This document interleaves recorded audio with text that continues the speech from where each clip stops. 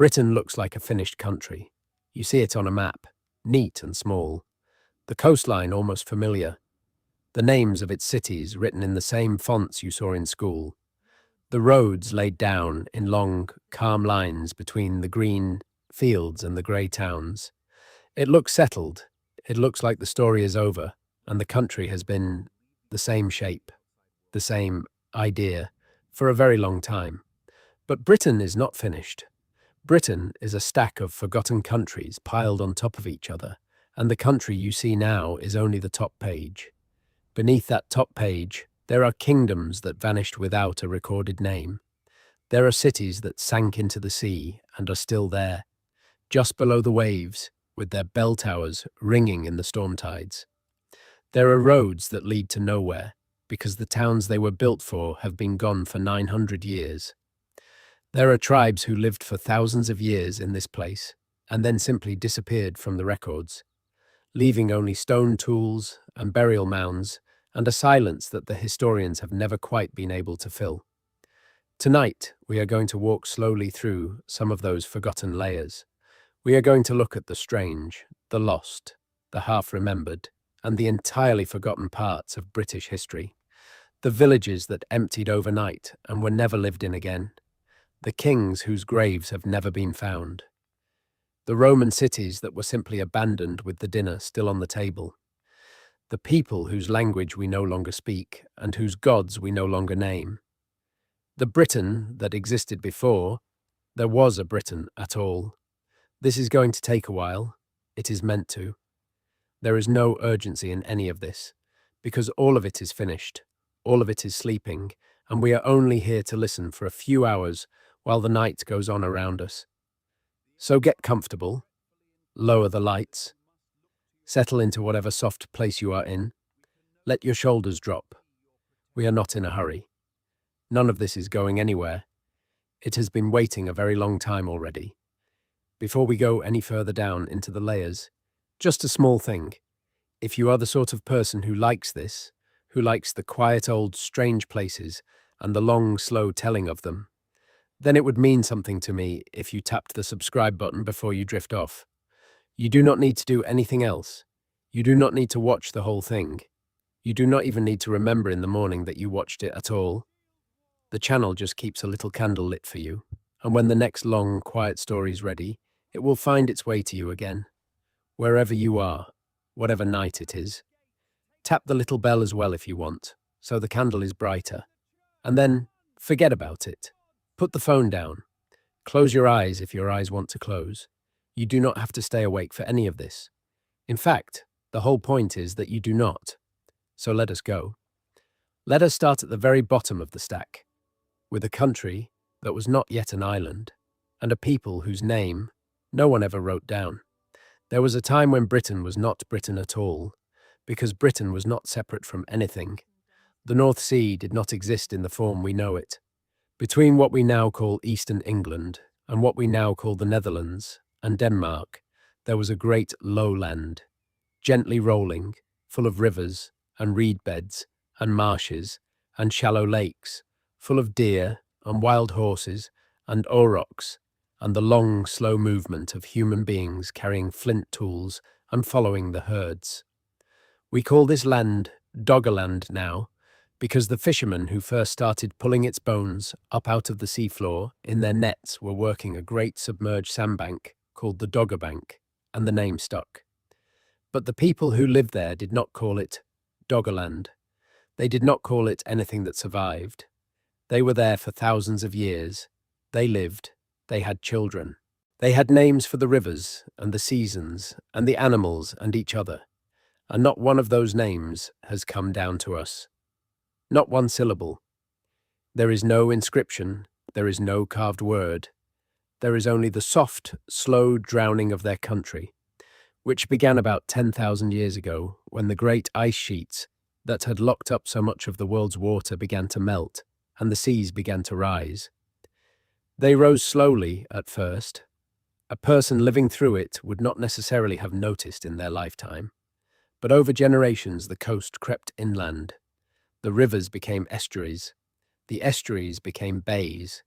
The bays became open sea. People moved back, away from the water, year by year, generation by generation, carrying their tools and their flint cores and their memories of the places that no longer existed, because those places were underwater now. And then, about 8,200 years ago, something happened that finished it. A vast underwater landslide off the coast of Norway, called the Storegga Slide, sent an enormous tsunami across the North Sea. The waves were tens of meters high in places. They struck the low remaining land of Doggerland and washed across it, and after that there was no more Doggerland. There was only the sea. And the people who had been left out there, on the islands, in the marshes, in the last villages of the lowland country, were simply gone. The sea closed over them and kept going. The English coast moved inland. The country we now call Britain became an island, properly an island for the first time. And down there on the seabed, still, are the antlers and the bone tools and the harpoon heads and the occasional human skull that the trawlers bring up every few years and the fishermen quietly hand to the museums. There is a country down there. It is still there. It just is not above the water anymore. Then come thousands of years that we know almost nothing about. There were people in Britain. We have their flint tools. We have their middens, which are the great heaps of discarded shells and bones from generations of meals at the same beach.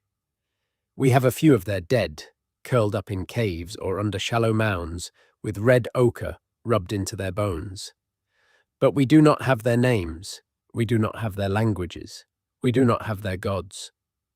There were probably stories.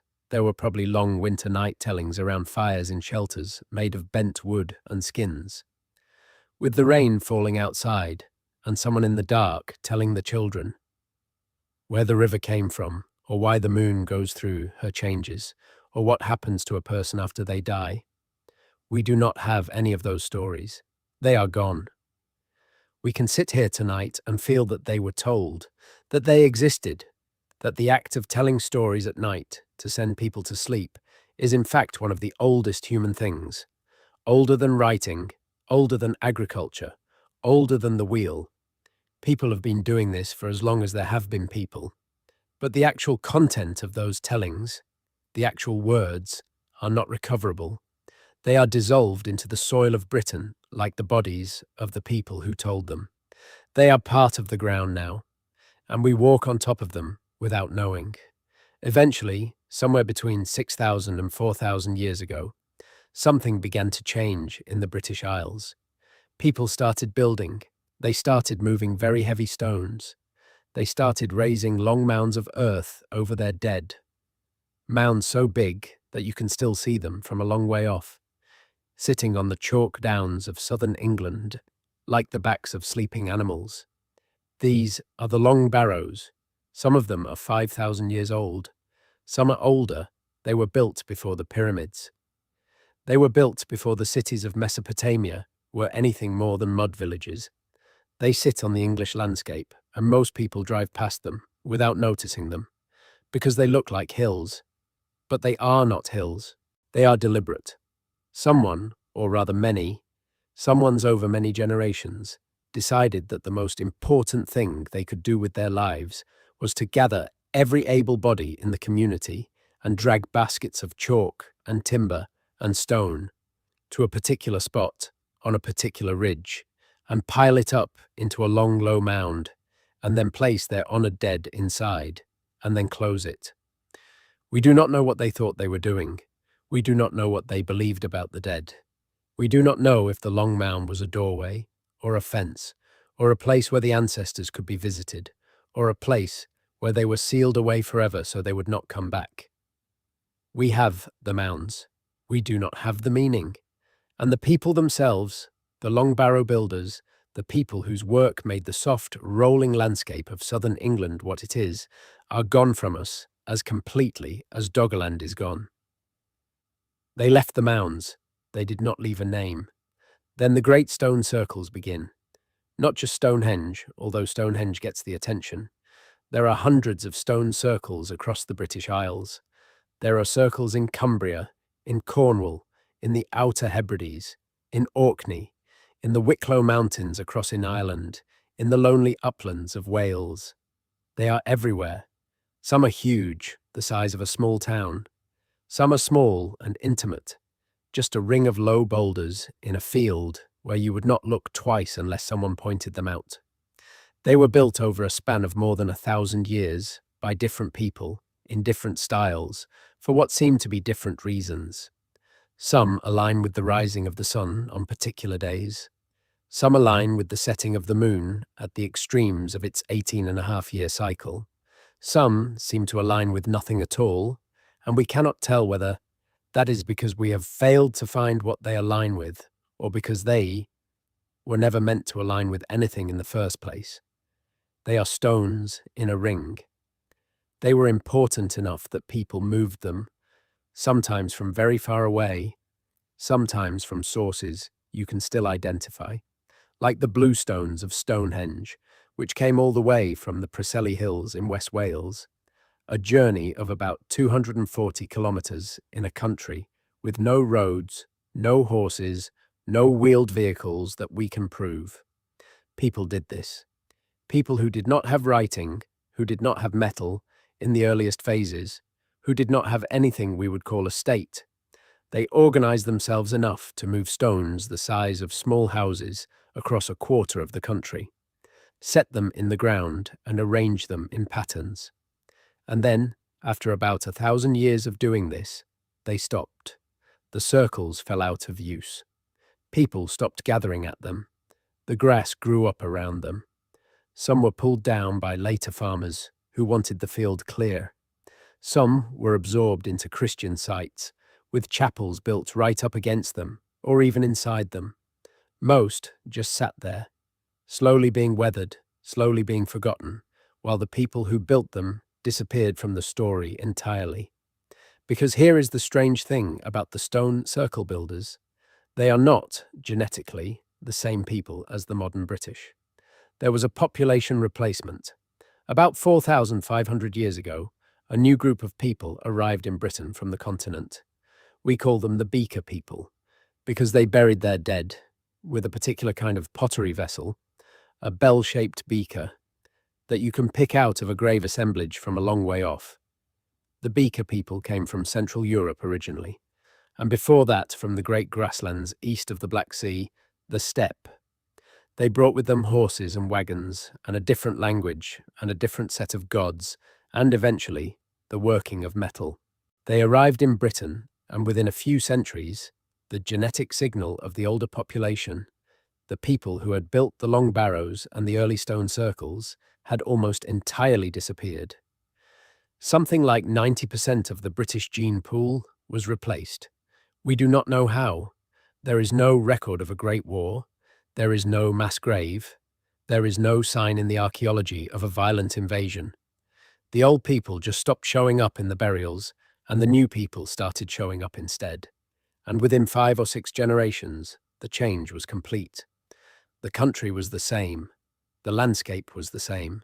The stone circles were still standing, but the people walking past them were now different people, with different stories, different songs, and possibly no memory at all of who had built the circles in the first place. The Beaker people inherited a landscape full of monuments that they had not made and could not entirely explain. And by the time the Romans arrived, 2,500 years later, the Britons the Romans met had been living in this stone-studded country for so long that they had grown their own stories about what the circles were. And those stories had nothing to do with the original builders. The original builders were lost. They had been lost for a very long time, even when Britain was still pagan, even when Britain still spoke languages that no Roman had ever heard. The Iron Age Britons are the first people in this country whose names we can sometimes recover, because the Romans wrote some of them down. We know there was a queen called Boudica of the Iceni in what is now East Anglia, and we know roughly when she lived and roughly what she did, because the Roman historians Tacitus and Cassius Dio wrote about her, even though they did so a generation or more after the fact, And even though they were writing for a Roman audience that wanted to hear about barbarian queens in a particular kind of way, we know there was a king called Cunobelinus who ruled a large part of southeast England in the early 1st century after Christ because his coins survive. He stamped his name on them in Latin letters in a country that did not yet write in Latin because he wanted to be taken seriously by the Roman world across the Channel, and the easiest way to do that was to look Roman in the small ways, like coins. Shakespeare picked up his name a millennium and a half later and turned it into Cymbeline, the title character of one of his stranger plays. We have a few other names: Caratacus, Togodumnus, Cartimandua, the Queen of the Brigantes, who handed Caratacus over to the Romans when he fled to her for refuge. These are scraps. They are flecks of name in an enormous unwritten country. For every name we have, there must have been thousands and tens of thousands of people whose names we will never know, whose lives were just as full as the lives of these few preserved figures, who loved and quarrelled and made children and grew old and died, and who are now silent in the soil. That is the truth about Iron Age Britain. It was crowded, it was busy, it was full of human voices. And we have only a handful of the names, all of them filtered through Roman ears, and most of them not the names the people would have called themselves at home. The Romans came in the year 43 after Christ, properly. Julius Caesar had come briefly twice in the 50s before Christ, but those were raids really, not conquests. Caesar landed, looked around, decided the place was not worth the trouble, and went home. It was the Emperor Claudius who actually invaded, almost 100 years later, and it was Claudius's generals and the long string of governors after him who turned southern Britain into a province of the empire. They built towns, they built roads, they built villas. They built a great wall across the north of England, 80 Roman miles long, to keep the unconquered peoples of what is now Scotland out of what was now Roman territory. They were here for nearly 400 years. 400 years is a very long time. It is longer than the United States has existed. It is longer than the British Empire lasted. There were children born in Roman Britain whose grandparents had been born in Roman Britain, and as far as any of them knew, this was simply what Britain was. It was a Roman place. It had Roman law and Roman coins and Roman taxes and Roman gods, alongside the older British gods who had been quietly absorbed into the Roman pantheon under new names. And then, around the year 410, the Romans left. They did not leave dramatically. They did not leave all at once. There was no single moment when the last legionary walked onto a ship and the door of the country closed behind him. What happened was slower and stranger. The empire was struggling. The emperors back in Italy were facing crises on every frontier: barbarian crossings of the Rhine, civil wars, usurpers, the slow collapse of the tax system. They could not afford to keep the legions in Britain. They pulled them out gradually to fight elsewhere. The civil administration thinned, the supply lines weakened, and then in 410, the Emperor Honorius is supposed to have sent a letter to the cities of Britain, telling them, in essence, that they were on their own. Look to your own defences. We cannot help you anymore. And after that, the records simply stop. The lights go out. We have almost no written sources for what happens in Britain over the next 150 years. We have some saints' lives written later. We have a few fragments from a British monk called Gildas, who was writing in the 6th century and was furious with everyone, and whose account is more sermon than history. We have a few hints in continental sources, but by and large, the period from about 410 to about 550 in Britain is dark. We do not know what happened. We do not know who was in charge. We do not know what language people spoke in the old Roman towns, or whether the old Roman towns continued to be occupied at all, or whether everyone simply walked out of them and let them fall down. We do not know where the Roman British went. We have some guesses. Some of them went west and became the ancestors of the Welsh and the Cornish. Some of them probably crossed the Channel and settled in what is now Brittany, taking their language with them, which is why Breton and Welsh are still mutually somewhat intelligible today. Some of them stayed in place and were slowly absorbed into the incoming Anglo-Saxon population, but most of them, as individuals, as families, as villages, are simply gone. They lived through the end of the empire and they left almost no trace. This is the period that used to be called the Dark Ages.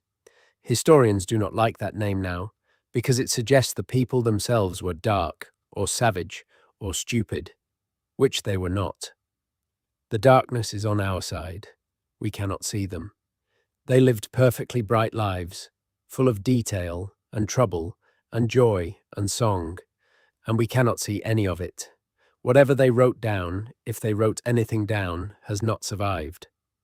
Whatever they built, with the brief exception of a few hill forts and some reused Roman sites, has not survived either.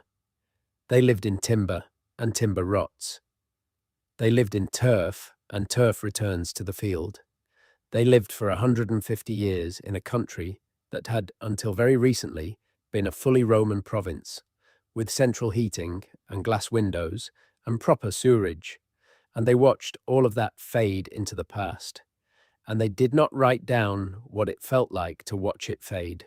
There must have been someone, in the year 450 or so, an old woman, maybe, who remembered her grandfather telling her about the soldiers marching on the great paved road, and who lived in a house with a turf roof and a hearth in the middle of the floor, looking down the same road as it cracked and weeds came up between the stones. She must have had thoughts about it. She must have said things to her grandchildren about it. We do not have any of those things. We have the road, still, in places, under the modern A roads of England, still running straight where the Romans drew it, but we do not have her.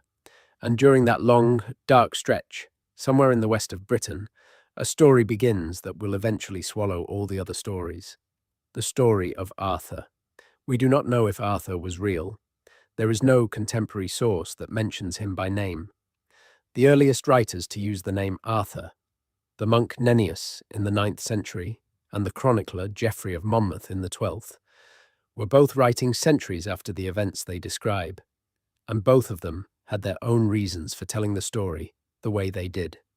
Nennius gives us a list of 12 battles fought by a war leader called Arthur against the Saxons. Geoffrey gives us a full romance, with Merlin and the Round Table and Camelot and the whole apparatus of medieval kingship projected back onto a misty post-Roman Britain that never quite existed in that form. By the time you get to Thomas Malory in the 15th century, writing in prison, the story has grown into something enormous and dreamlike, full of magical swords and questing knights and the Holy Grail, and then it grows more, through Tennyson, through T.H. White, through every retelling since, until Arthur is no longer a historical question at all. He is something else. He is something the country needed, and so the country made him. And yet, there is a small possibility, just a small one, that underneath all of it, there is a real person. A late Roman British war leader, maybe, who fought a holding action against the incoming Anglo-Saxons in the early 6th century, who won a real battle at a place called Baden Hill, which we have not located and probably never will, and who lost a final battle at a place called Camlan, which we have also not located, and who died and was buried somewhere in the west of Britain, possibly in what is now Cornwall, possibly in what is now Wales, and whose memory was carried by the defeated Britons as they retreated into the Western Hills, and who became, over centuries, the king who would come back. There is a place in Cornwall called Tintagel, a ruined clifftop castle on a headland sticking out into the Atlantic. That local tradition has long associated with Arthur. The visible castle is medieval, 12th century, built by an Earl of Cornwall, who probably knew the legend and wanted to associate himself with it. But underneath the medieval castle, archaeologists have found something older. They have found a substantial 5th and 6th century settlement the center of some kind of regional power, with imported pottery from the eastern Mediterranean, glass from Spain, evidence of high status, evidence of literacy, in a period when literacy in Britain was almost gone. Whoever lived at Tintagel in the 6th century was important, was rich, was connected to a wider world. They had not been forgotten by the Romans the way most of post-Roman Britain had been. They were still trading. They were still receiving wine and oil from the Mediterranean. And there is a stone found there, with a Latin inscription that mentions a man called Artognu. Not Arthur, exactly, but close enough that the headlines were written and the tourists came. We do not know if Tintagel was Arthur's. We do not know if there was an Arthur to have a place at all. But something was at Tintagel, in the right period, doing the right kinds of things, and that something has gone. It is rubble now. It is grass and seabirds, and the sound of the Atlantic on the cliffs. The people who lived there have no surviving names, except possibly one, and that one is contested. The Anglo-Saxons came in. We do not know how many of them there were.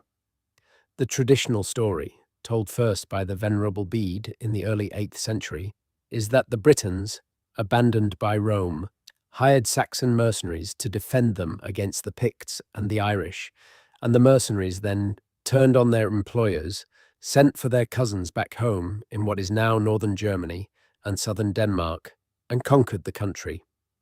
3 tribes, Bede says, Angles, Saxons, and Jutes.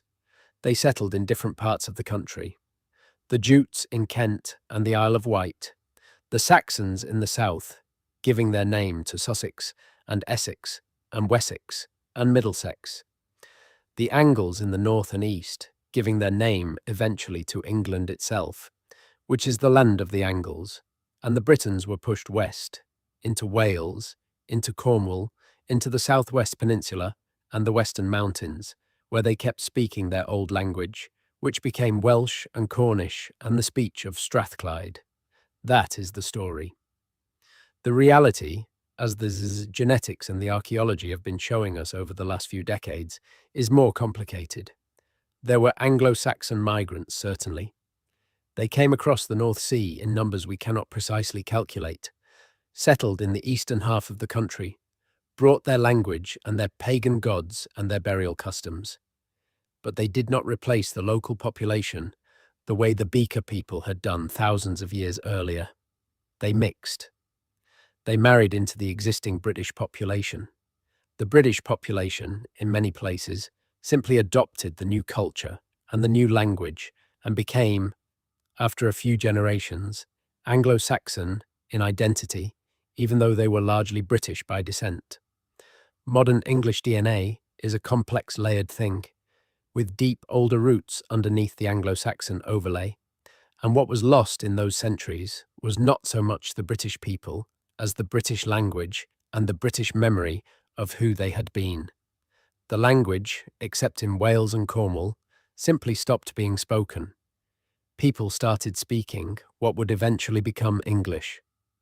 The old place names were translated or replaced or quietly garbled into something that sounded Anglo-Saxon.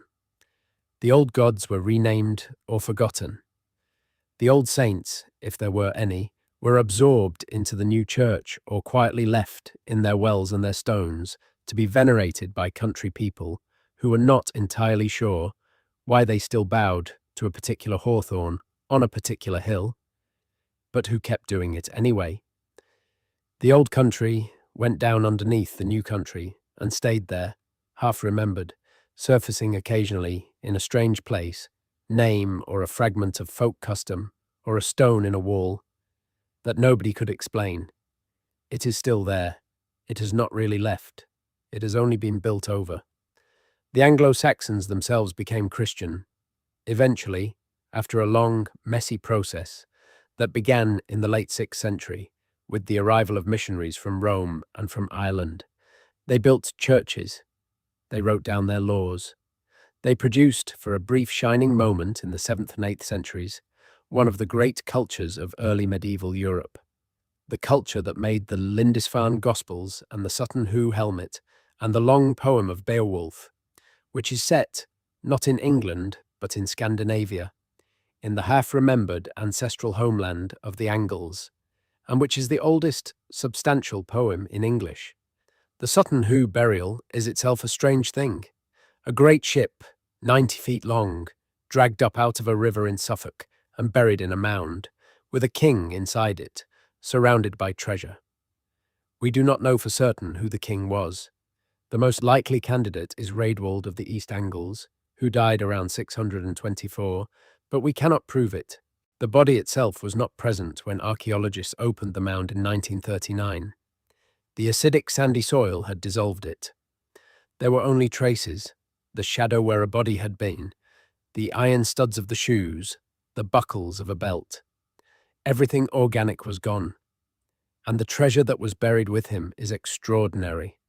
A helmet decorated with scenes from forgotten stories, a golden belt buckle weighing nearly a pound, drinking horns mounted in gilded silver, a scepter carved from a single piece of stone, coins from Frankish Gaul, dated precisely enough to tell us roughly when the burial happened, and a body that was no longer a body, in a ship that was no longer a ship, in a country that has changed its language and its religion and its borders 4 or 5 times since this man was put into the ground. We do not have his name, we have only the shape of him, in the sand, and the things he was buried with, and our best guesses. Then come the Vikings. They appear first in 873, in 793, on a small island off the coast of Northumberland called Lindisfarne, where the monastery had stood for nearly 150 years and had produced the gospel book that bears its name. The Vikings came out of the sea on a summer morning, killed everyone they could catch, burned what they could not carry, and went home. The Anglo-Saxon Chronicle records the event with a particular kind of shock. The reading aloud of the entry still chills the room. Dire forewarnings came over the land of the Northumbrians and miserably terrified the people. There were excessive whirlwinds and lightning storms, and fiery dragons were seen flying in the air. A great famine followed soon upon these signs, and a little after that, in the same year, on the 6th of the Eddies of January, the harrying of the heathen men miserably destroyed God's church on Lindisfarne, with plunder and slaughter. From that year forward, the raids kept coming. The Vikings learned the coast. They learned which rivers to come up. They learned which monasteries had the most silver. By the middle of the 9th century, they were no longer raiding. They were settling. They took York. They took most of the eastern half of England, the area that would come to be called the Danelaw, where the laws and the place names and a substantial part of the population were Scandinavian, and where the English king ruled only by treaty, if at all. The Vikings nearly took the whole country. They took every Anglo-Saxon kingdom in turn, Northumbria first, then Mercia, then East Anglia, until only Wessex was left, and even Wessex came within a few weeks of falling. Its king, Alfred, was hiding in a marsh in Somerset in the winter of 878, with a handful of followers, watching his country fall apart around him. He came out of the marsh in the spring. He gathered the men of Wessex. He met the Viking army at a place called Eddington in Wiltshire, and he beat them. And that battle, more than any other single moment, is why there is still such a thing as England. If Alfred had lost at Eddington, there would be no English language as we know it today. The country would have become a Scandinavian kingdom, like Normandy or Iceland, and what is now spoken in London would be something much closer to modern Norwegian or Danish. He won, and in winning, he saved one of the oldest things in this country, which is the West Saxon tongue, the tongue that became English, the tongue we are using now to tell you about all of this. But there were other Anglo-Saxon kingdoms that did not have an Alfred. The kingdom of Northumbria, which had once stretched from the Humber up into what is now southern Scotland, and which had produced the Lindisfarne Gospels and the Venerable Bede and the great monastery of Whitby, was broken by the Viking Wars and never properly recovered. its kings disappeared. Its capital at York became a Scandinavian city called Jorvik. Its language shifted under the weight of so much Norse settlement that the dialect of northern England, even today, is closer to Norse in some of its bones than it is to the West Saxon dialect that gave us standard English. You can still hear it in some words. A child in Yorkshire says he is laking, meaning playing, and the word comes straight from Norse Leica. A farmer in Cumbria speaks of his beck and his fell, his small stream and his hillside, and those are Norse words. The kingdom of Northumbria is gone, but its language did not entirely die. It went underground into the speech of farmers and labourers and country children, and it has stayed there for 1,000 years, and it is still there now. The same is true of the kingdom of Mercia, the great Midland kingdom that under Offa in the 8th century was the most powerful state in Britain. Offa built a dike from the mouth of the River Dee to the mouth of the River Wye, a 150-mile earthwork separating his kingdom from the Welsh, and you can still walk it today. Most of it is still there. The original height has worn down, but in places it is still substantial. An enormous bank of earth running across the green hills, marking a border between two languages and two peoples that no longer politically exists, but that you can still hear, if you listen, in the way English changes as you cross from Shropshire into Wales. Offa is gone. His coins survive. His name is still on the dike. His kingdom is rubble. The Anglo-Saxon period ends in 1066. Everyone remembers that date. The Normans come across the Channel under William the Conqueror, defeat the English king, Harold Godwinson, at the Battle of Hastings, and within a few years control the whole country. The conquest is one of the best documented events in early medieval Europe, partly because the Normans were obsessive record keepers, and partly because they commissioned a great embroidery, the Bayeux Tapestry, that tells the story of the conquest in pictures. You can still see it in a museum in Normandy, 70 meters long, with little stitched figures showing the comet and the ships, and the battle, and the death of Harold with an arrow in his eye. Although it might not have been his eye, the embroidery is ambiguous and the historians still argue. The Normans changed Britain very thoroughly. They built castles. They imposed their language at the top of society, with the result that English for the next 300 years was the language of farmers and labourers and the lower clergy, while Norman French was the language of the court and the law and high literature. The English language survived this. It survived because the bulk of the population kept speaking it, but it absorbed an enormous number of French words, so that today, when you eat beef or pork or mutton or veal, you are using French words for the meat on your plate, while the animal it came from in the field is called by an English word, cow, pig, sheep, calf. The Normans ate the meat. The English looked after the animals. The language remembered this for 1,000 years. The Normans also did something the Anglo-Saxons had never quite done. They counted everything. About 20 years after the conquest, William ordered a great survey of his new kingdom. He wanted to know what he owned. He wanted to know what every village in England was worth, who held it, how many ploughs it had, how many men, how much woodland, how many mills, how much it had been worth in the time of King Edward, who had died on the eve of the conquest, and how much it was worth now.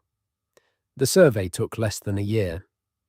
The commissioners rode out across the country, parish by parish, asking questions, writing down answers, and the result was a book, the Domesday Book, that still exists, that you can still see in the National Archives at Kew. It is one of the most remarkable documents in European history. It lists, by name, more than 13,000 settlements in England, 13,000 villages and hamlets and market towns. Most of those settlements are still there today. You can take the Domesday Book and a modern road atlas and find your village in both, but not all of them. About 2,000 of those Domesday settlements have vanished. They are gone. They have no buildings now. They have no people. The roads that led to them have grassed over. The fields that surrounded them have been absorbed into neighbouring parishes. They exist only as names in an 11th century manuscript and as faint humps and bumps in the grass of an English field, where the foundations of the houses still lie just under the topsoil, and you can sometimes see them best when the sun is low and the shadows are long, and the field that looks flat at noon shows itself in the evening to be ridged and pitted and full of the ghosts of streets. These are the deserted medieval villages. They are everywhere. There is one of them in almost every English county. Some of them died quickly, all at once, in a particular year, for a particular reason. Some of them faded slowly, family by family, generation by generation, until there was no one left to keep the church open, and the last few buildings fell into ruin, and the field was let to a tenant farmer who pulled down the walls for his sheepfolds. The most famous of them is a place called Warren Percy in the Yorkshire Wolds, which was excavated continuously for 40 years by archaeologists, and which is now a quiet grass field with the ruins of its church still standing at the southern end, and the shape of the old high street still faintly visible in the turf, and a small clear chalk stream running through the bottom of the valley, as it must have run through the village 1,000 years ago. Warren Percy was founded sometime in the 9th or 10th century. By the time of the Domesday Survey, it was a substantial settlement.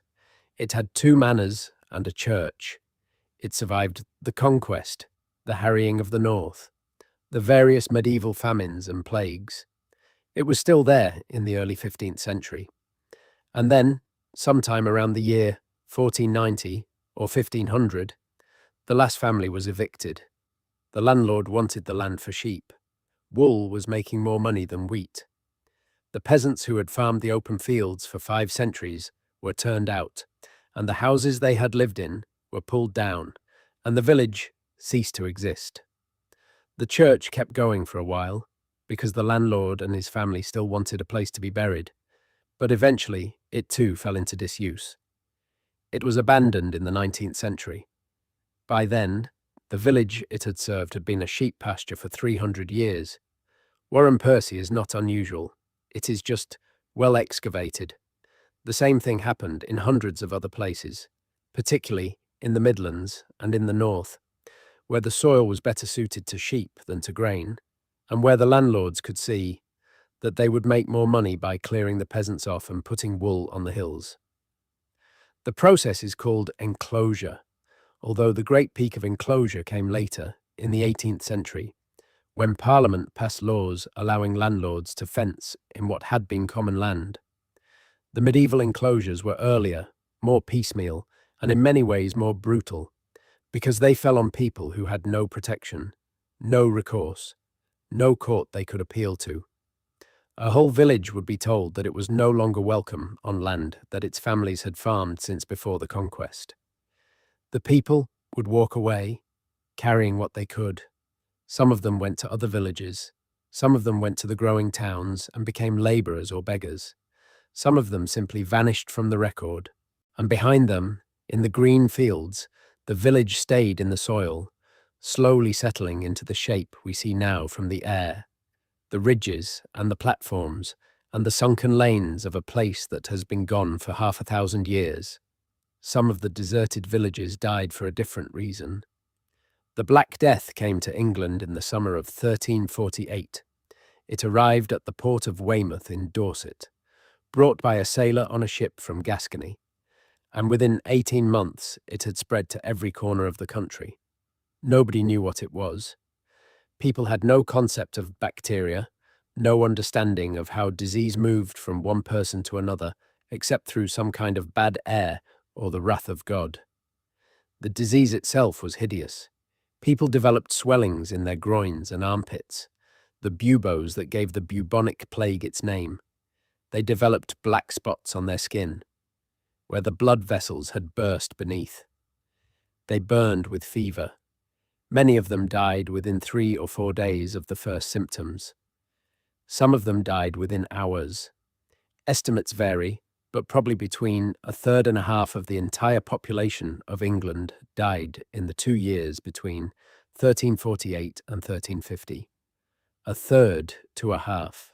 Imagine your own village, your own town, your own street, and imagine that within 2 years, every second house was empty. The children who survived were orphans. The fields were untended because there was no one to plough them. The churches were full of unburied dead because the priests had also died, and there was no one to say the funeral rites. In some places, they gave up on individual graves and dug long trenches and laid the dead in side by side. There are plague pits all over England, although we only know where a fraction of them are. Construction workers in London still occasionally find them when they dig new tunnels for the underground or new foundations for office blocks. They find a layer of skeletons, all from the same period, all clearly buried in a hurry, with no grave goods, no coffins, no ceremony. Whole villages disappeared in the Black Death. Some of them disappeared because every single inhabitant died. There was nobody left to bury, and nobody from the neighbouring villages dared come close, and the buildings simply stood empty and fell down over the next generation. Some of them disappeared because so many people died that the survivors could not sustain a viable community and walked away to join larger settlements that still had enough population to keep going. The shape of medieval England, the dense network of small villages that had grown up since the Anglo-Saxon period, was permanently broken. England in 1347 had more villages than England has ever had since. Many of the ones that died in the Black Death never came back. The fields they had farmed reverted to scrub or were absorbed by neighbours. Their names survive in a few documents and in the names of farms and woods, but the places themselves are gone. There is a town in Suffolk that the sea ate. It is called Dunwich, and in the early Middle Ages, it was one of the great ports of England. In the 12th century, when London was still a relatively modest place, Dunwich was a substantial city, with churches and monasteries and a harbour full of ships and a population that may have been around 4,000 people, which was a great deal for an English town in the 1200s. It had 8 or 9 churches, depending on how you count. It had a leper hospital. It had a Templar preceptory. It had docks and shipyards and a thriving trade with Iceland and the Low Countries and the Hanseatic ports. It was, in its way, a serious place. And it is gone. Almost entirely gone. There is a village called Dunwich today, with a few houses and a small church and a pub, sitting on a low cliff above the North Sea. But the medieval city is offshore. It is under the water. Over the centuries, the sea ate the soft, sandy cliffs of the East Anglian coast, and the cliffs collapsed, and the streets of Dunwich went over the edge, one by one.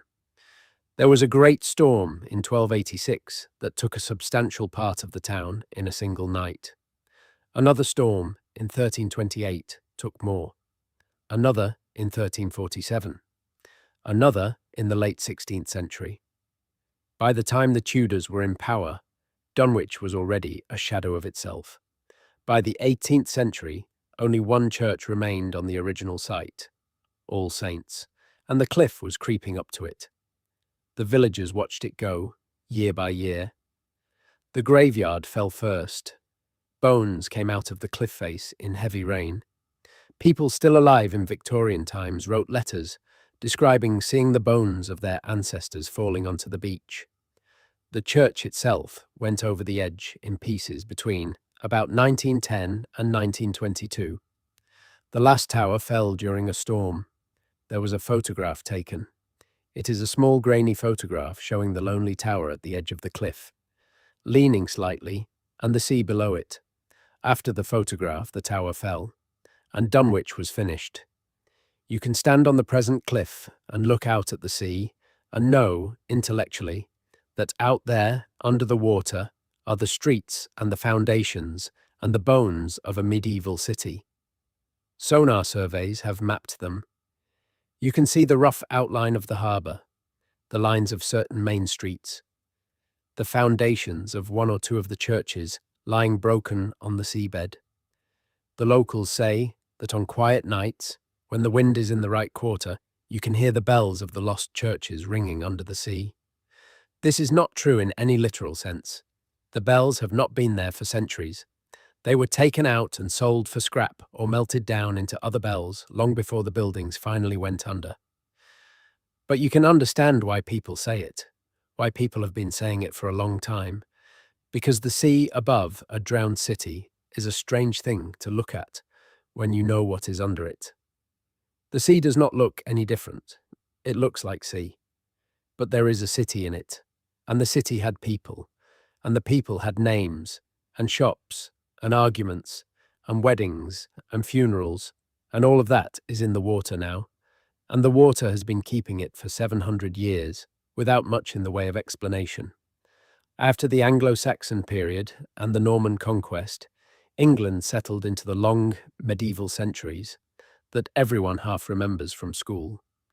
There were kings, there were wars, there were cathedrals built slowly over a century or more by generations of stonemasons who would never see the finished building. There were periods of relative peace and periods of total disaster. One of the worst was the period called the Anarchy, which is not a name historians chose because they were being dramatic, but because the people who lived through it called it that, or something like it. The year was 1135. The English king, Henry I, had died. Henry had been a strong ruler, a son of William the Conqueror, who had kept the country mostly under control for 35 years. But his only legitimate son had drowned in a shipwreck called the White Ship some years earlier. And so when Henry died, he left the throne to his daughter Matilda. Matilda was an empress.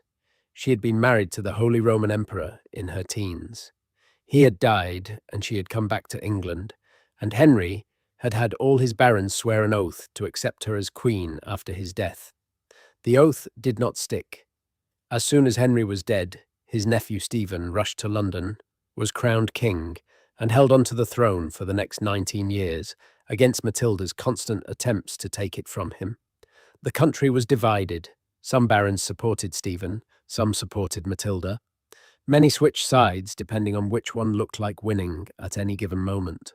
Castles were built without royal permission, in defiance of the law, and they sprouted across the landscape like a rash. The chronicler of Peterborough Abbey wrote a famous entry for these years in English, when most chronicles were in Latin, and the rawness of the English makes it hurt to read. They said openly that Christ slept and his saints. Such things, and more than we can say, we suffered 19 winters for our sins. The anarchy ended in 1154, when Stephen died and Matilda's son Henry, who was a more determined and able man than either of them, took the throne as Henry II. But the damage was done. Villages had been burned, towns had been sacked, people had died. The illegal castles, the so-called adulterine castles, were pulled down. There are about 1,000 recorded castles built during the anarchy, and most of them survived only for a few years before being demolished. Their earthworks are still in the landscape. You can find them on the maps. They are usually called something like Castle Hill or Mount or Camp, and most local people do not know what they were, because the buildings on top of them only existed for a generation, in a time so chaotic that nobody wrote them down properly. The kings of England got older.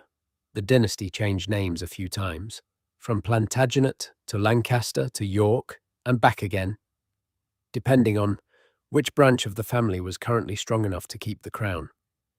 There were good kings and bad kings, although the labels often had more to do with who won the last war than with any settled judgment on their reigns. There was King John, who lost most of his French lands and was forced to put his seal to Magna Carta in 1215, and who is remembered now as the bad king of the Robin Hood stories, but who was probably no worse than his brother Richard, who is remembered as a good king because he was tall and went on crusade and spoke French.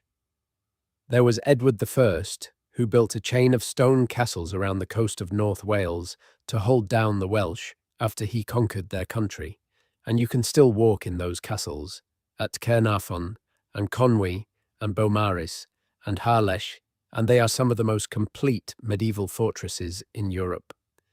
There was Edward II, who was probably murdered in Berkeley Castle in 1327, although the details of his death are so lurid and so politically convenient that historians now suspect they may have been invented. There was Edward III, who started a war with France that lasted, on and off, for over 100 years, and whose grandson, Richard II, was deposed and starved to death in a castle in Yorkshire.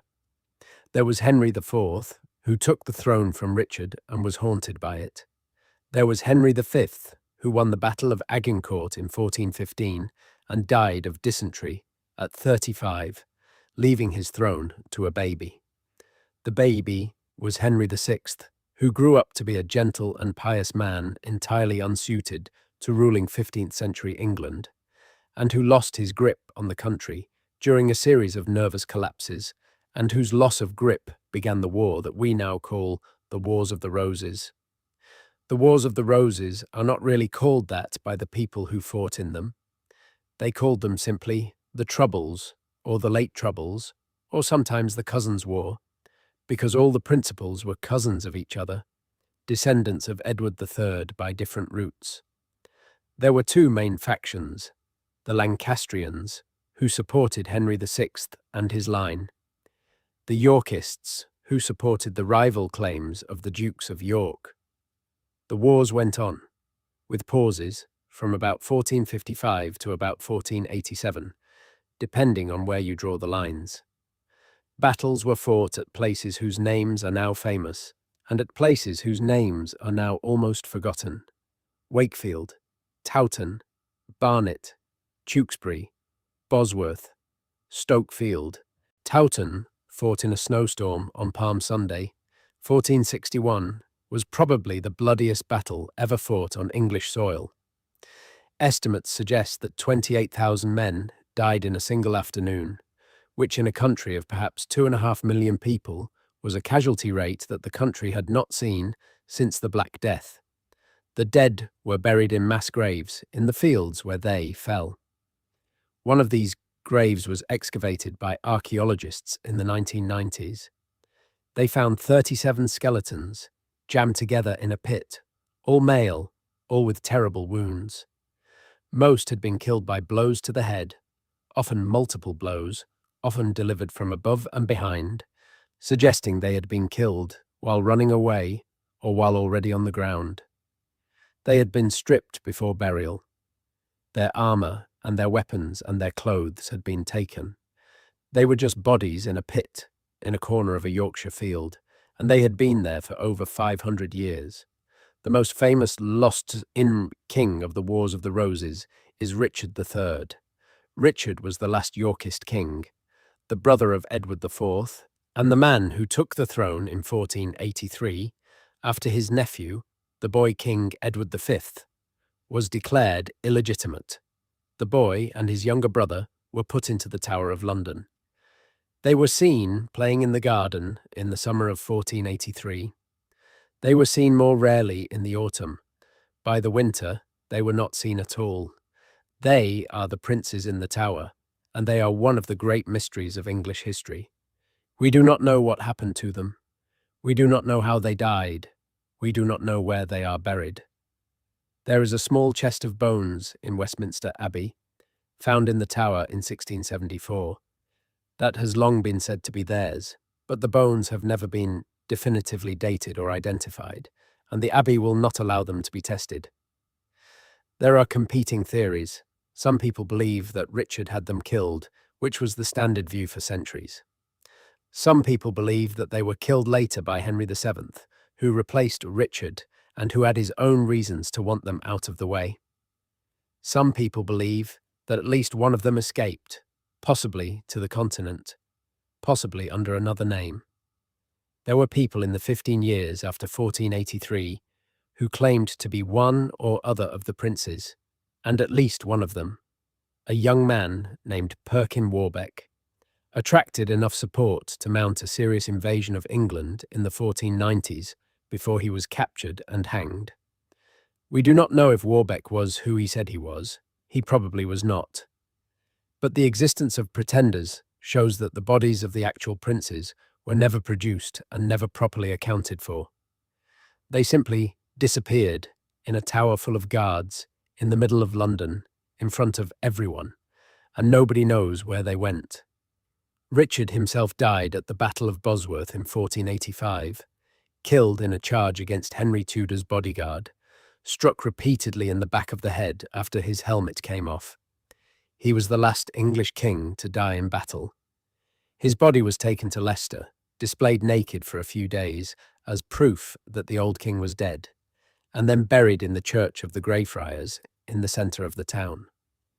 The Greyfriars was dissolved by Henry VIII 50 years later. Its buildings were pulled down, its land was sold off. The site was built over with houses and yards, and then later with offices and a car park, and Richard's grave was forgotten.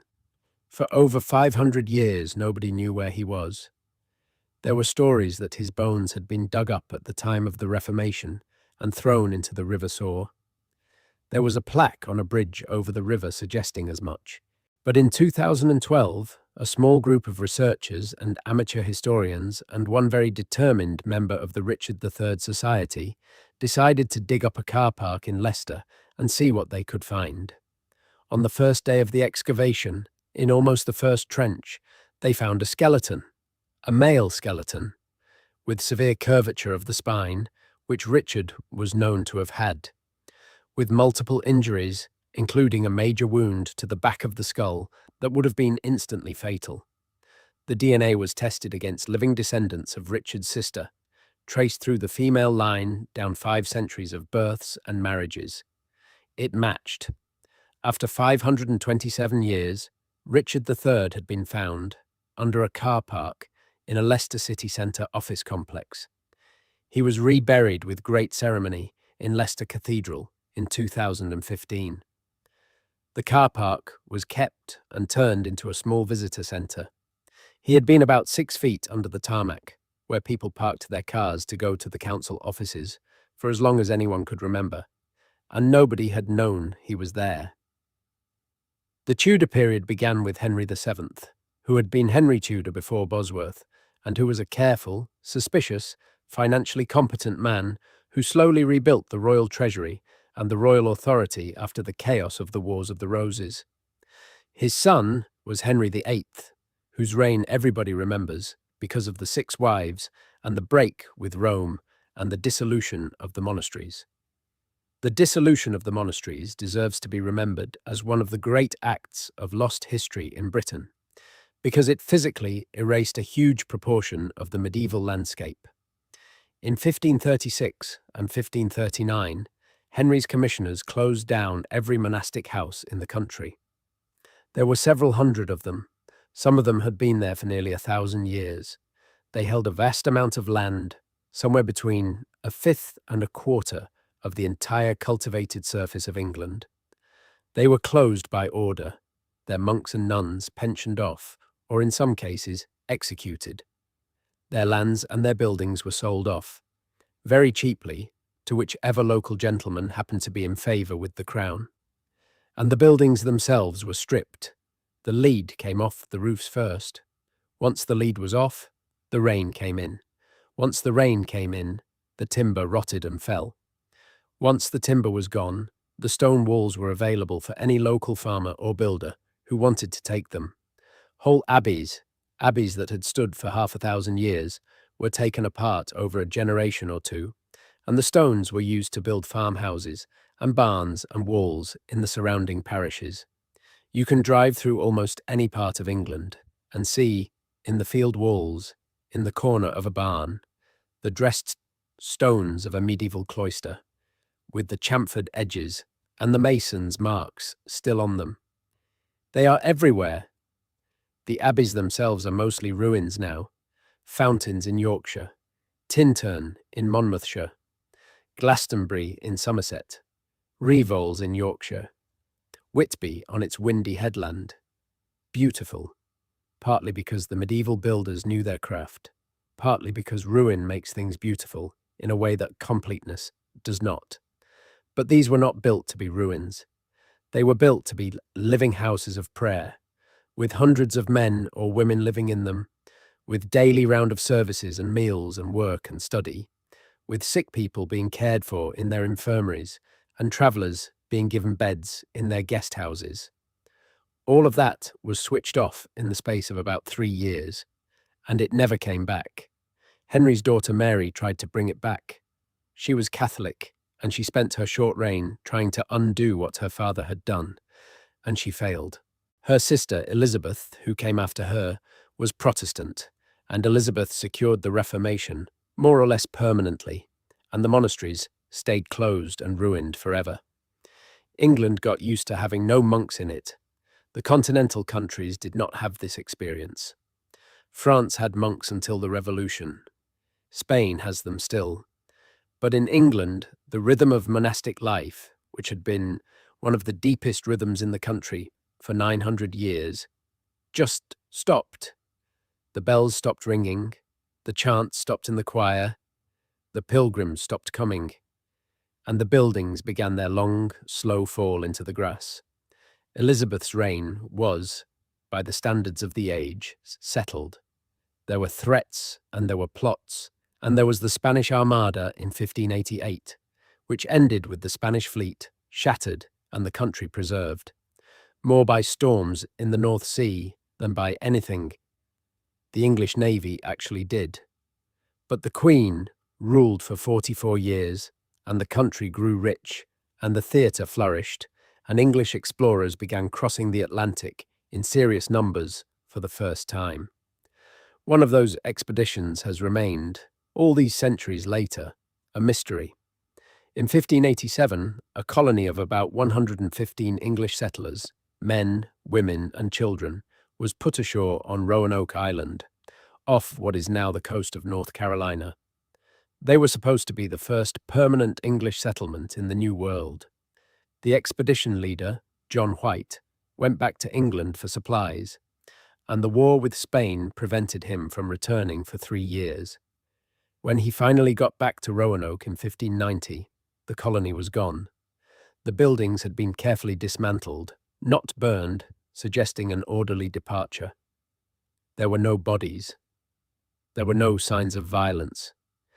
There was a single word carved on a tree, Croatoan, which was the name of a friendly local tribe living on a nearby island.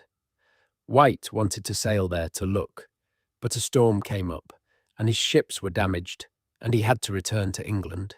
He never came back. Nobody ever found the lost colonists. Various expeditions in the next 20 years went looking for them, or for clues to what had happened.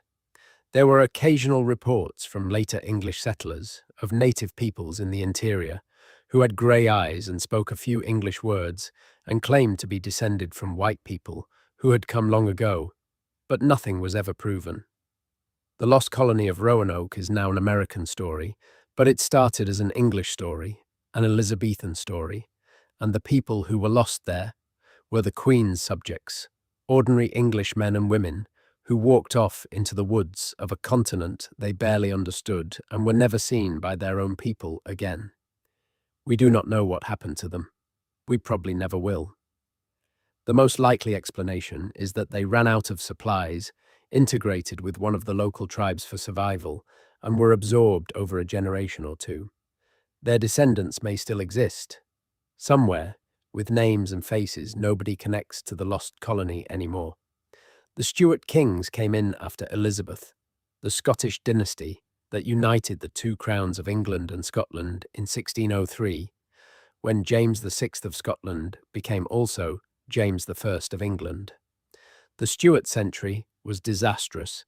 It produced 2 civil wars, the execution of a king, a period of republican government under Oliver Cromwell, the restoration of the monarchy, another civil war by proxy, the deposition of another king, and finally, the slow settlement of the constitutional monarchy that has lasted from the late 17th century to the present day. During the Civil War, in the 1640s, a great deal was lost. Castles were slighted, which means deliberately partly destroyed so they could not be used again by the opposing side. Many of the ruined castles you see today in England are not ruined by time. They are ruined by parliamentary armies in the 1647 or 1648, who blew up the keeps with gunpowder and pulled down the curtain walls and made sure that the building would never again serve as a stronghold for anyone. Corfe Castle in Dorset is one of these. Kenilworth in Warwickshire is another. Goodrich in Herefordshire is a third. They are beautiful now. Sentimental Victorians turned them into picturesque ruins for romantic poems, but they are not really ancient. They are mid-17th century military demolitions. The walls were broken by men with kegs of gunpowder 370-odd years ago on the explicit orders of Parliament. The execution of Charles I in 1649 on a scaffold outside the banqueting house in Whitehall was an event that the people of London came out to watch, and that one or two of them recorded as something none of them had ever quite expected to see. The king walked out onto the scaffold wearing 2 shirts because the morning was cold and he did not want to shiver and have people think he was afraid. He gave a short speech, but the soldiers on the scaffold were standing too close for the crowd below to hear it. He laid his head on the block. The axe came down, and the crowd, by some accounts, gave a single great groan, a noise that no one had heard from an English crowd before, because nobody in living memory had seen an English king put to death by his own people. The body was taken away and quietly buried in the chapel at Windsor Castle. The exact location of the grave was uncertain for almost 200 years, until in 1813 a search was made, and the lead coffin was found and identification was confirmed. Charles had been there all along, in a vault under the chapel floor, with Henry VIII and a stillborn child of Queen Anne for company. They opened the coffin. The body was remarkably preserved. The features were recognizable from his portraits. The head was separate from the body, as you might expect, but it had been carefully placed back in position when they buried him. The vault was closed up again. He is still there. Underneath London, there is a city you cannot see. London is one of the oldest continuously inhabited cities in Northern Europe. The Romans founded it in the 1st century, on the north bank of the Thames, and gave it the name Londinium. It was a working port and a tax collection centre, and eventually the capital of the province. The Anglo-Saxons largely abandoned the Roman-walled town, preferring to live in a settlement just to the west called Lundenwic, where the modern Strand and Covent Garden now are. The Vikings raided London. King Alfred fortified it. The Normans built the Tower of London after the conquest. The medieval city grew and grew and grew. By the time the Black Death came, London was probably the largest city in England, with maybe 60,000 people inside its walls. By the time of the Tudors, it was 100,000. By the time of the Stuarts, it was 400,000. By the time of the Victorians, it was approaching 5 million. And underneath all of that growth, underneath all those streets and houses and shops, the older layers of London kept piling up. And the older layers of London still exist, mostly invisible to the people who walk above them. There are the lost rivers. London is geologically a city built on rivers. The Thames is the obvious one, but the Thames had many tributaries, small streams running down from the hills of North London and South London into the main river. Most of these tributaries were built over centuries ago. They have not stopped existing. They are still there, still running, but they run now through brick-lined sewers and culverts beneath the streets, and most Londoners have no idea they are there. The Fleet was the largest of them. It ran from Hampstead Heath down through what is now Camden and King's Cross and Farringdon and into the Thames at Blackfriars. It was a substantial river in the medieval period, navigable by small boats up to the foot of Holborn Hill. It had wharves and docks along its lower reaches. It also became very quickly an open sewer, because medieval London threw its waste into whichever water was closest, and the Fleet got most of it.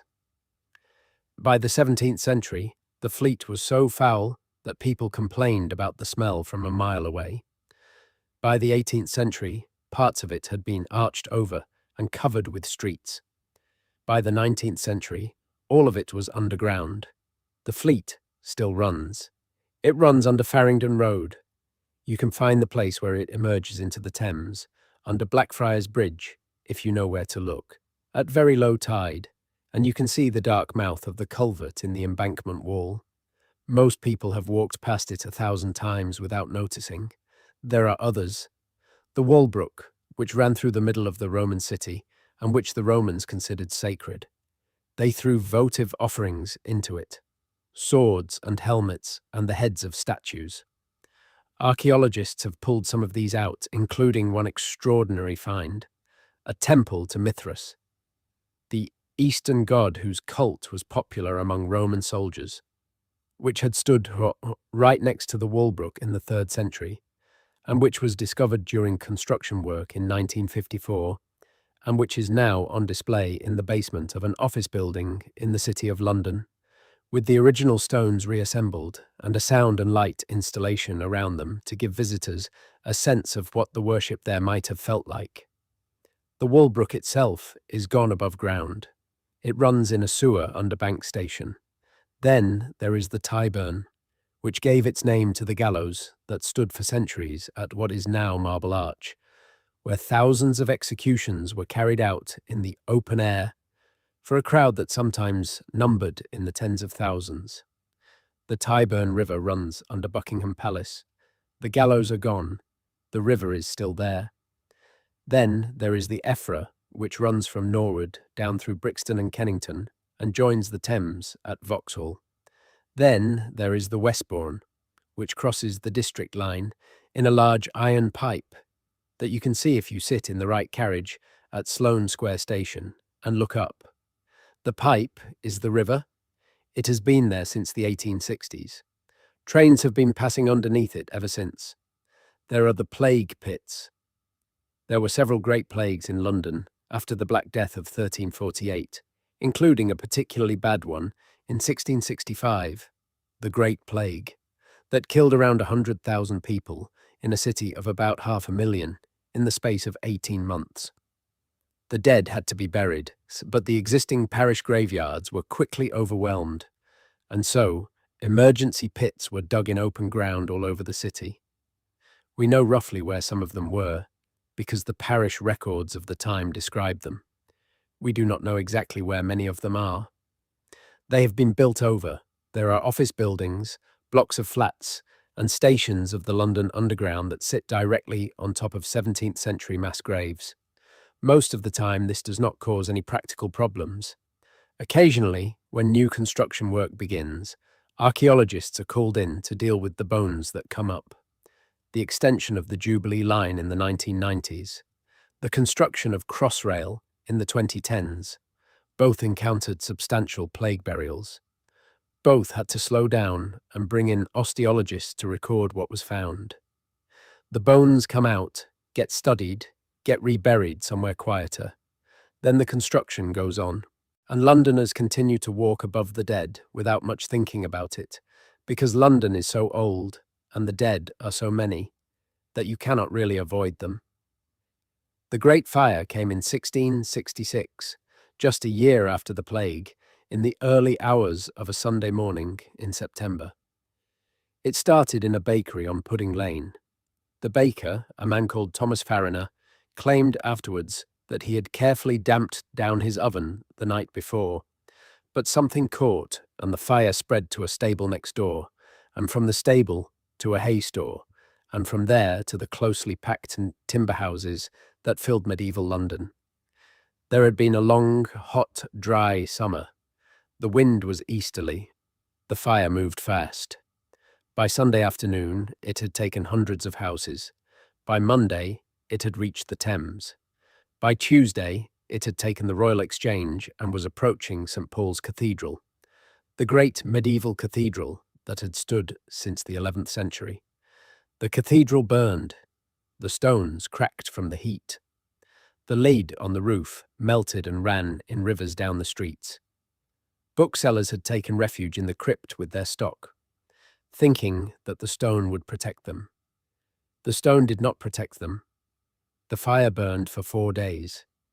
By the time it was finally stopped, by blowing up houses in its path to create fire breaks, 87 parish churches had been destroyed, 13,000 houses had been lost, and an area of about a square mile of central London had been reduced to ashes.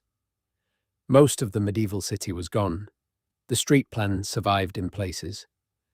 The lines of certain main streets were still recognizable in the rubble.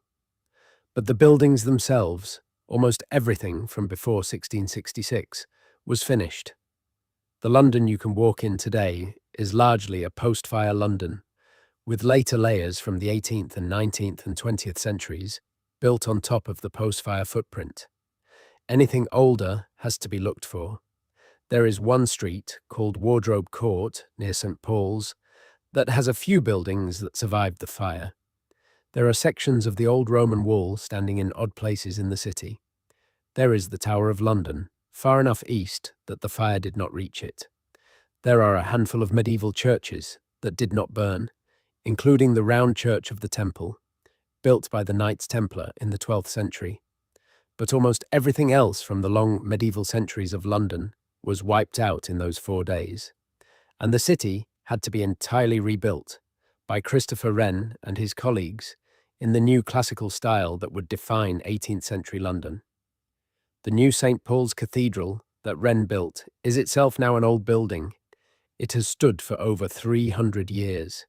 It has survived its own fires and its own near misses, including a famous one during the Blitz in 1940, when an incendiary bomb lodged in the lead of the dome and was removed by a brave royal engineer before it could detonate.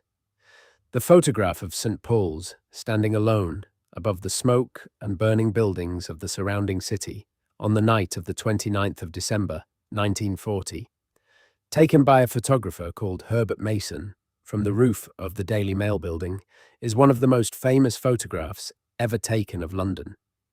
The cathedral looks like an island. Around it, the city burns.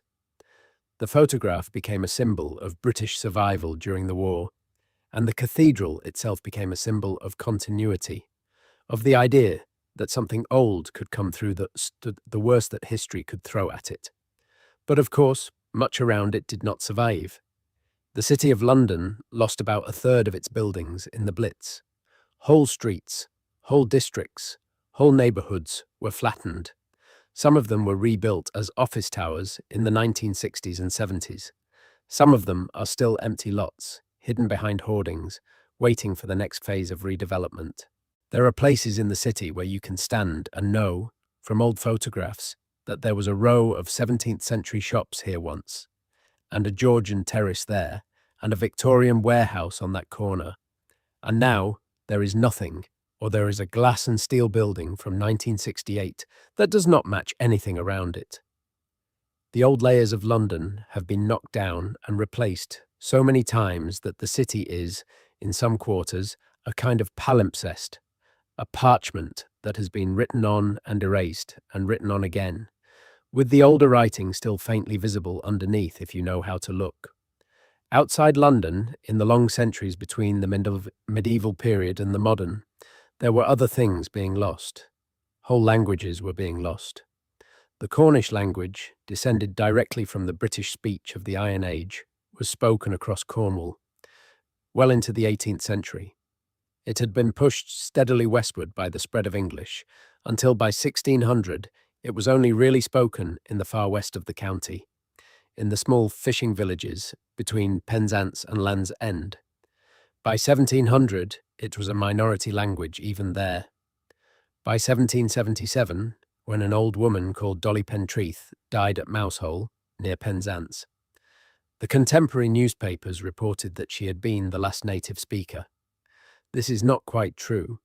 There were probably a few others, scattered through the western coves and hamlets, who knew enough Cornish to converse, and the language did not finally die out entirely until the late 1800s at the earliest. But the death of Dolly Pentreath became the symbolic moment. After her, Cornwall was officially English-speaking. The old prayers, the old songs, the old miners' work calls, the old fishermen's terms for the parts of the boat and the kinds of weather, the old names for the fields and the wells and the standing stones. All of those things began to fade. There has been a revival movement since the 20th century, and there are now several hundred people in Cornwall who speak revived Cornish to some level of fluency, but they are speaking a reconstruction based on the surviving written texts and on what can be deduced from related languages. The unbroken chain of speech, mother to child to grandchild, the chain that takes a language back through history to its earliest speakers, was broken. Once broken, it cannot really be repaired, only honoured. The Manx language on the Isle of Man had a similar fate. The last native speaker, a fisherman called Ned Madrill, died in 1974. Manx, like Cornish, had been declining for centuries under the pressure of English, and like Cornish, it has had a revival.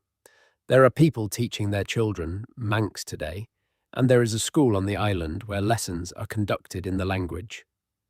But the original chain was broken in 1974. There were tape recordings made of Ned Madrell in the years before he died, and you can still listen to them, and you can hear the soft, slightly sing-song rhythm of a language that had been spoken on that island for over 1,000 years, recorded at the very last moment by the very last person who had grown up speaking it as his first tongue. In Scotland, the language called Pictish disappeared even earlier, and far more completely. The Picts were the people who lived in what is now eastern and northern Scotland during the late Roman and early medieval periods. They are called Picts in the Roman sources, which is a Latin word meaning painted, possibly because they tattooed themselves or painted their bodies for war.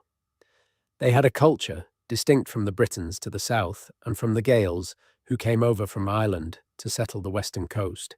They produced extraordinary carved stones, hundreds of them, scattered across the Scottish landscape, with strange symbols on them, geometric shapes and stylized animals and complex spirals and crescents that nobody can now read.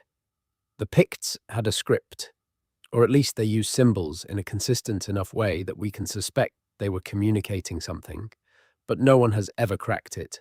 There is no Pictish Rosetta Stone. There is no bilingual inscription that gives us a way in. The symbols are still there, on the stones at Aberlemno and Sueños Stone at Forres and dozens of others, sitting in fields and churchyards across Scotland, and we cannot read them. We do not know if they are names, or genealogies, or prayers, or claims to land, or memorials of battles. We have a few names of Pictish kings, preserved in later Irish and Anglo-Saxon sources, but we do not have their own voices. By the 9th century, the Picts had been absorbed by the Gaels coming from the west, under a king called Sinead mac Ailpin, who is traditionally said to have united Picts and Scots into a single kingdom that became Scotland. The Gaelic language replaced the Pictish language across most of the country within a few generations. By the end of the 9th century, Pictish was effectively extinct as a spoken language.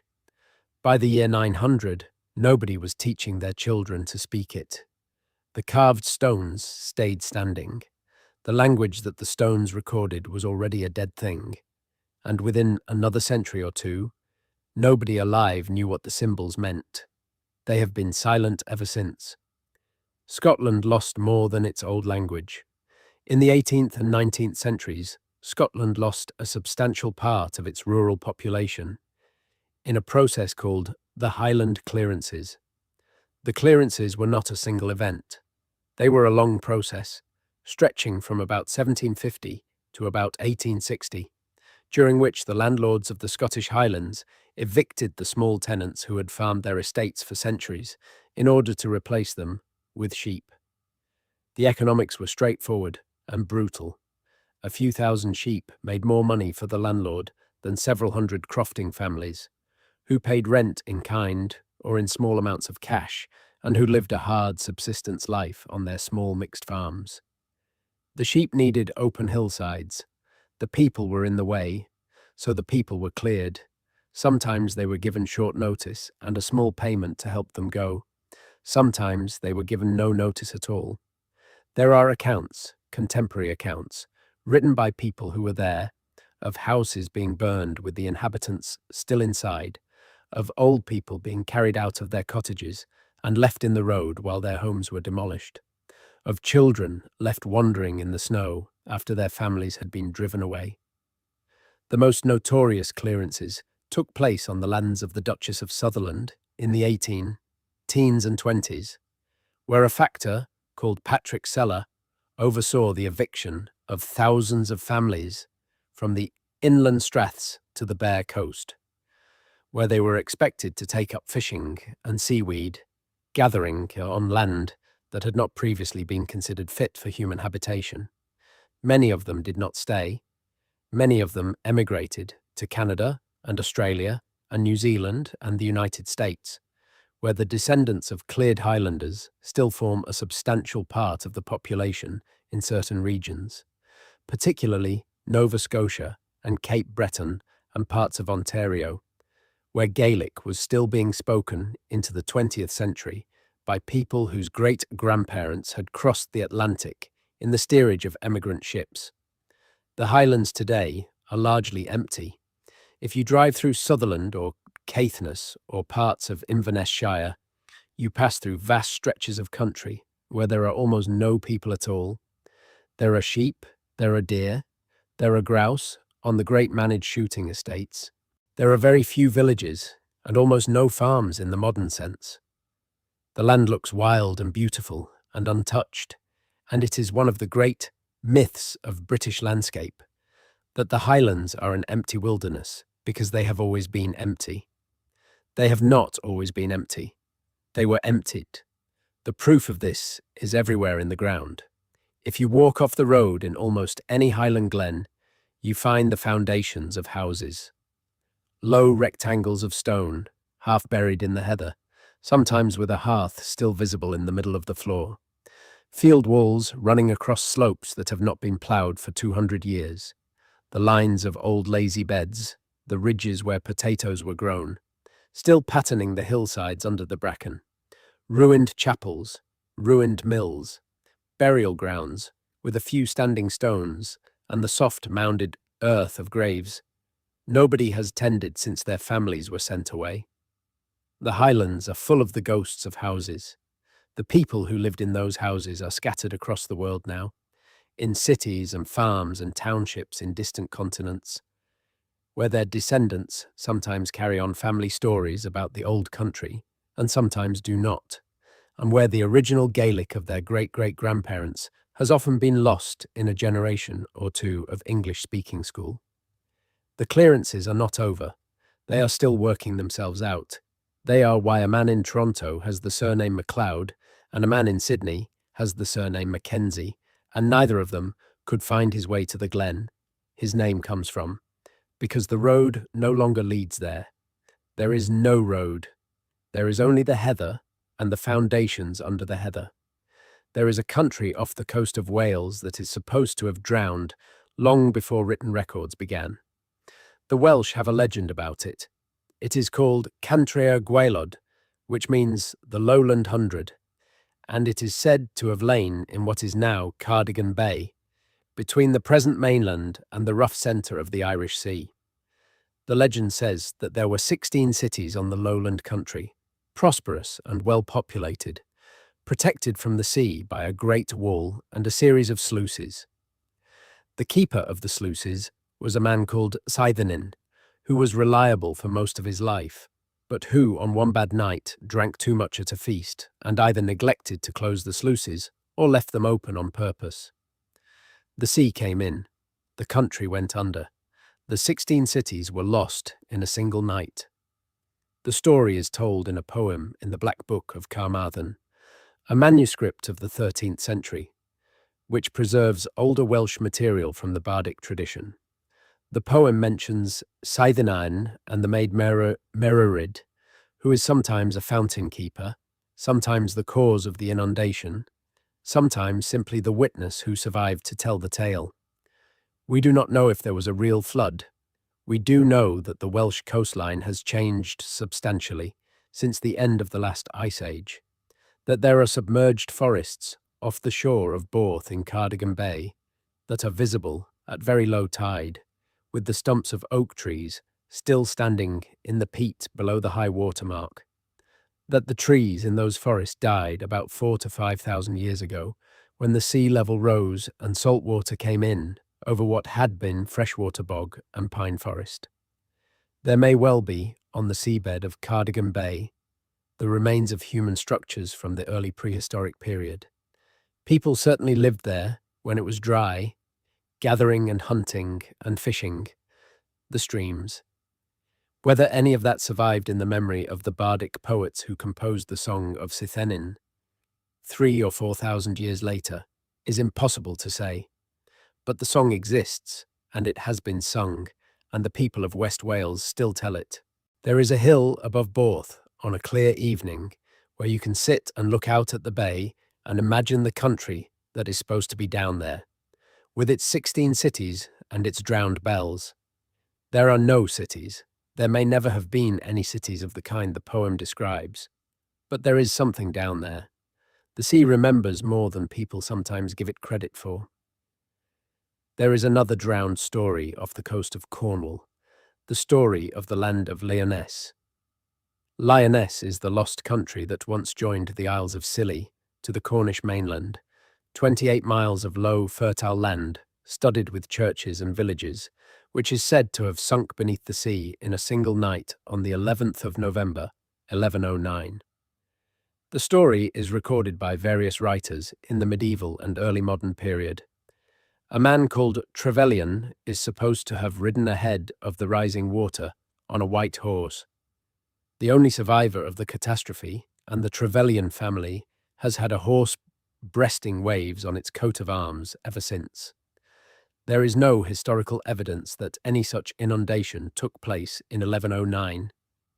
The Anglo-Saxon Chronicle, which was still being kept at that time, does not mention it, but there is geological evidence that the Scillies were once joined to the mainland. They are the high points of a flooded plain, and at very low tides, the remains of old field walls can sometimes be seen between some of the smaller islands. Walls built when the area between them was dry land. These walls are old, prehistoric in some cases, dating from a period when Lyonesse, if it ever was Lyonesse, was already drowning.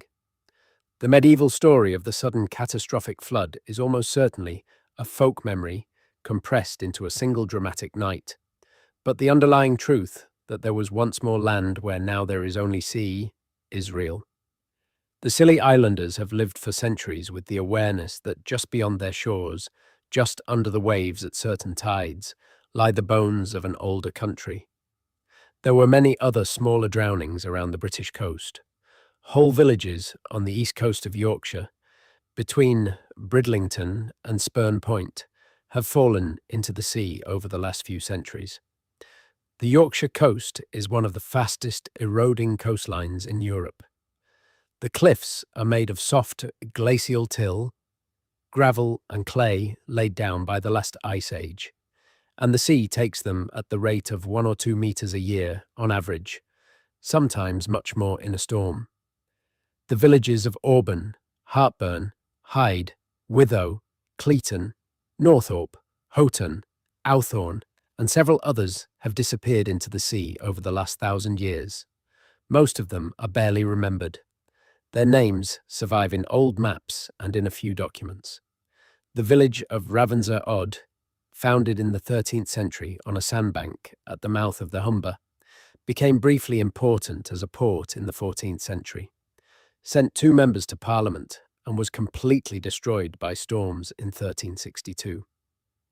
The sandbank shifted and the town went into the river. The same storms damaged London and flooded the Low Countries. They were a generational event, and they took Ravensor Odd with them. There is nothing there now, not even a sandbank. The currents at the mouth of the Humber have changed since then. The town is somewhere under the muddy water, with its medieval foundations and its parish church and the bones of its citizens. Nobody has ever properly looked for it. The water there is too dark and too dangerous. The story of British history in the 18th century is usually told as a story of expansion and progress, and the slow building of a worldwide empire.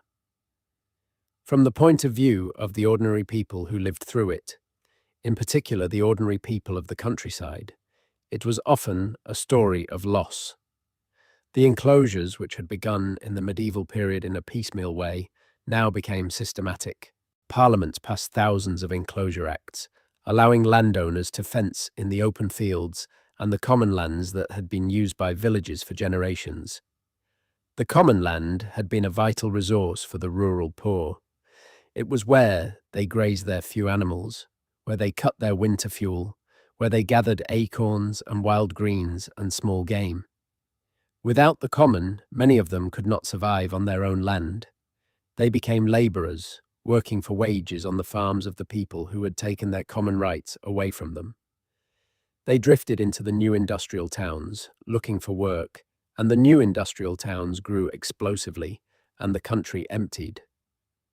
Whole villages did not disappear physically, the way the medieval lost villages had done, but they emptied of the kinds of people who had lived in them, the small farmers and the craftspeople, and the people who had supported themselves on a mix of farming and gathering and casual labour.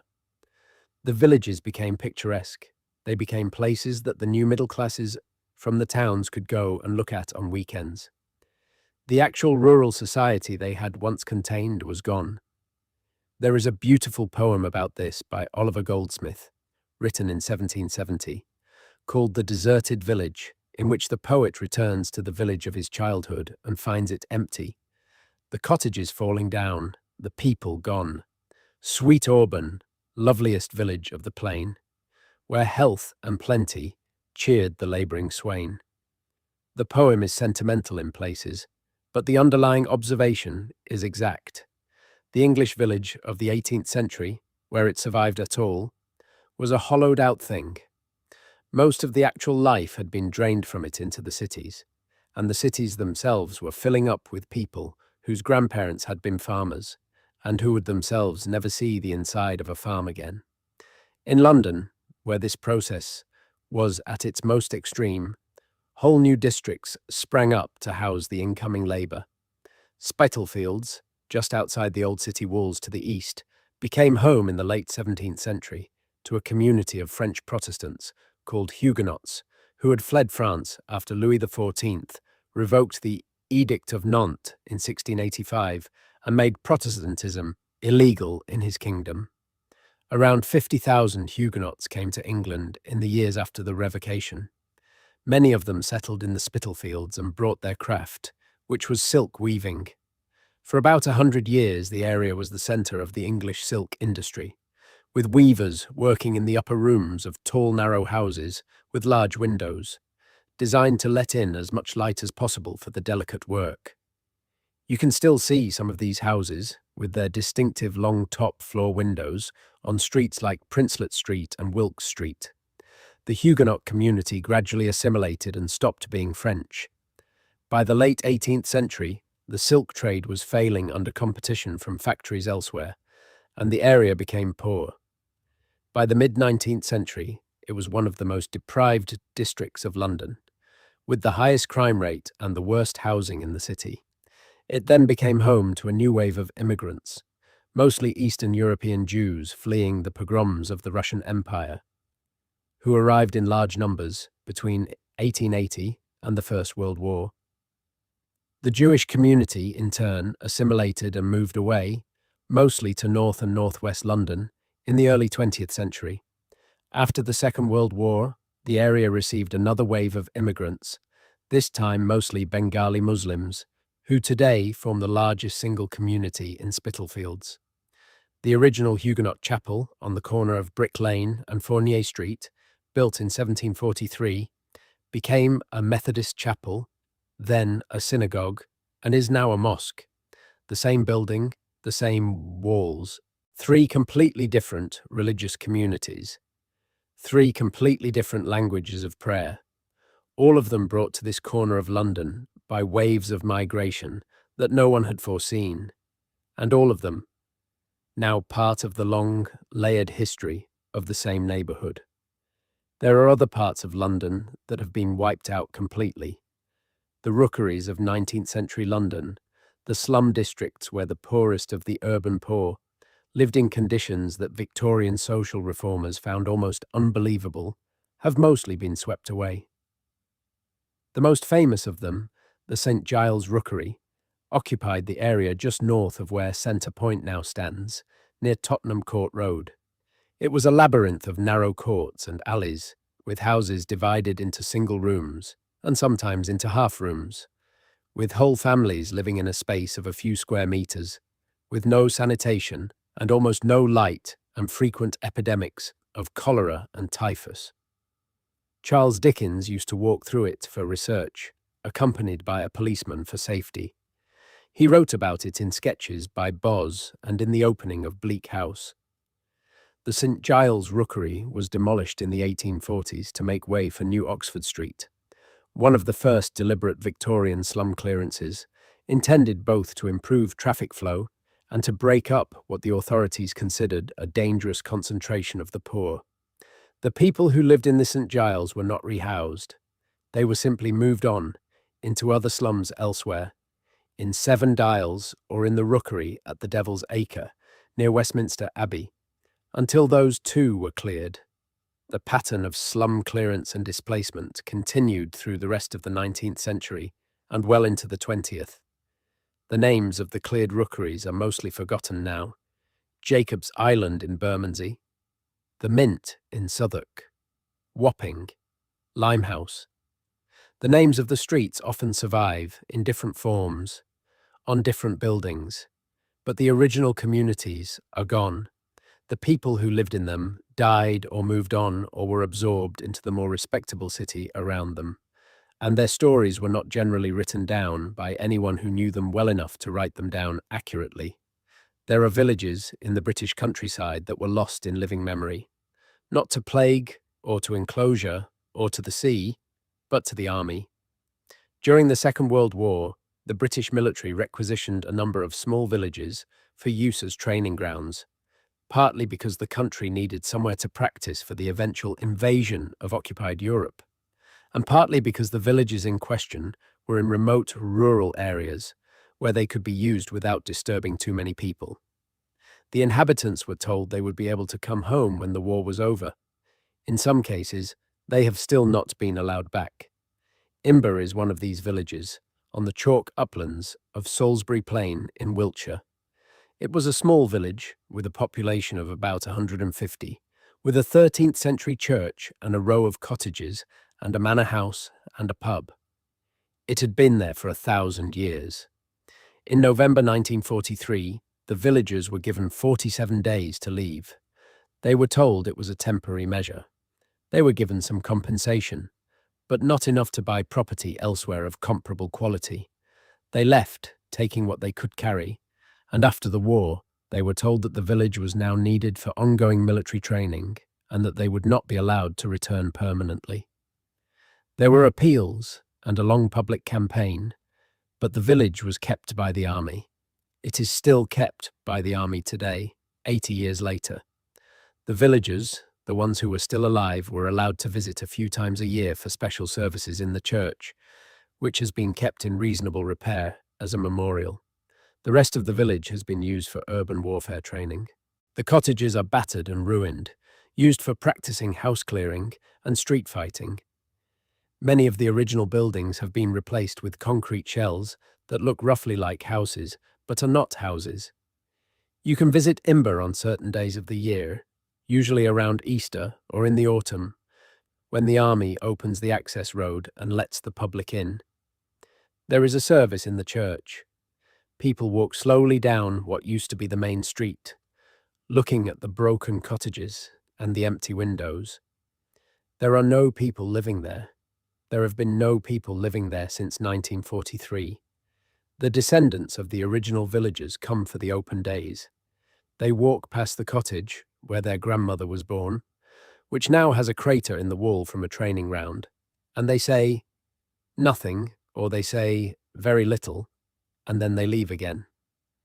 There is another one called Tyneham on the south coast of Dorset, between Lulworth Cove and Kimmeridge Bay. Tyneham was requisitioned in December 1943, around the same time as Imber. The villagers had a month to leave.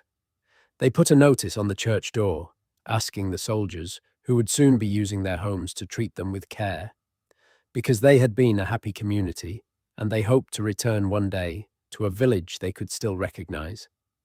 After the war, they were not allowed to return. The land became a permanent live firing range, which it still is today. The village of Tyneham is a ruin, much further gone than Imber, because the local stone is softer, and the rain and frost of 70 years have done their work. The roofs are off most of the cottages. The walls are crumbling. The schoolhouse, which was the last building completed in the village before the requisition, has the children's coat hooks still on the wall, though everything else inside is gone. There is a path you can walk on days when the firing range is not active, through the ruined village and down to the sea. The cottages are roped off for safety. You can read the names of the families that lived in them on small plaques set up by the local community as a memorial. Driver, Damon, House. The same surnames in the same village for generations. They had been there since the Middle Ages in some cases. The Driver family had farmed at Tyneham for over 400 years. They left in 1943. They have not been back, except as visitors, in 80 years. There are several other villages of this kind scattered across England, lost not to time or disaster, but to the slow administrative decision of the military to keep them as training grounds. Stanford in Norfolk, Yantlet on the Hoo Peninsula in Kent. Several smaller hamlets and farms within the great firing ranges of Salisbury Plain and Dartmoor. They are not, strictly speaking, lost in the way that the medieval deserted villages are lost. They are still on the map. Their names are still known. Their churches, in some cases, are still kept up, but the communities are gone. The continuous human life that had been carried on in those particular spots for 1,000 years was switched off in the space of a month or two in the middle of the 20th century, and it has never restarted. And now that the people who remembered the original villages are themselves nearly all dead, the memory of what they were is fading too. Another generation, and there will be no one alive who walked down the original street of Tyneham as a child. The village will be a ruin in a field, and the names on the plaques will not mean anything to most of the visitors who walk through it. In the cities, in the 20th century, another quiet loss was taking place.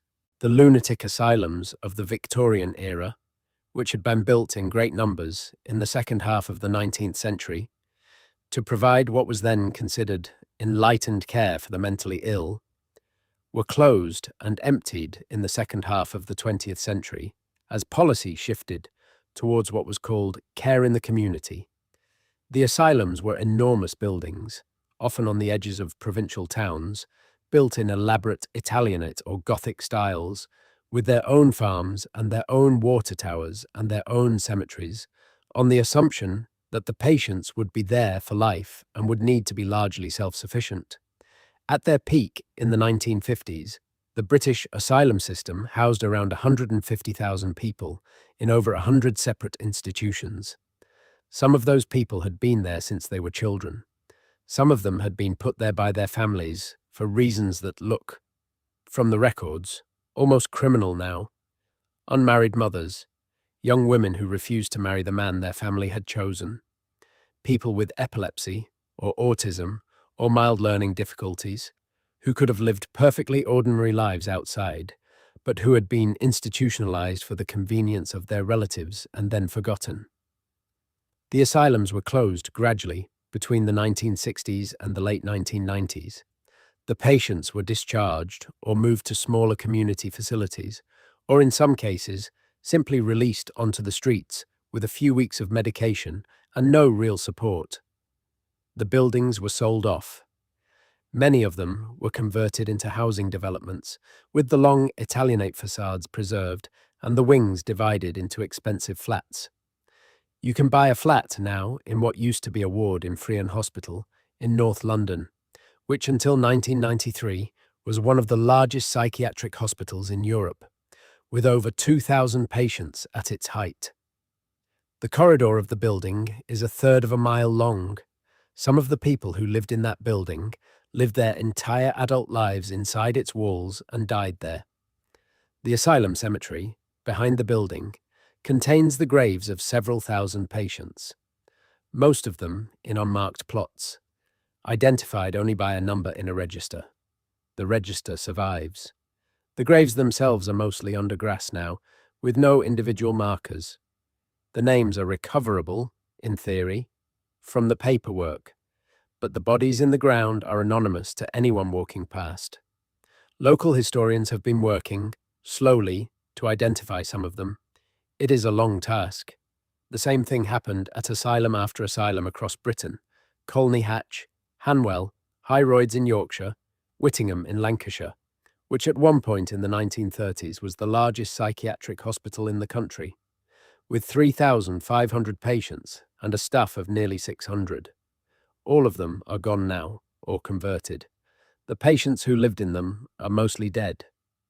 The records survive in archives, but the actual lived experience of being a patient in a Victorian asylum, what it sounded like, what it smelled like, what the daily routine was, what the silent friendships were between people who had been there together for 40 years, is largely irrecoverable. The patients did not generally write memoirs. The staff sometimes did. The buildings are quieter places now. They have central heating and dishwashers and broadband. The flats are popular. The people who live in them sometimes know what the buildings used to be and sometimes do not. The dead under the lawns do not say anything. There is a strange kind of loss that has happened in the British countryside over the last 100 years, which is the loss of local knowledge. For most of the country's history, the people who lived in a particular village or parish knew its land in extraordinary detail. They knew which fields drained well after rain and which did not. They knew which woods had badgers and which had foxes. They knew where the springs came out in dry summers. They knew which paths through the wood were old and which were recent.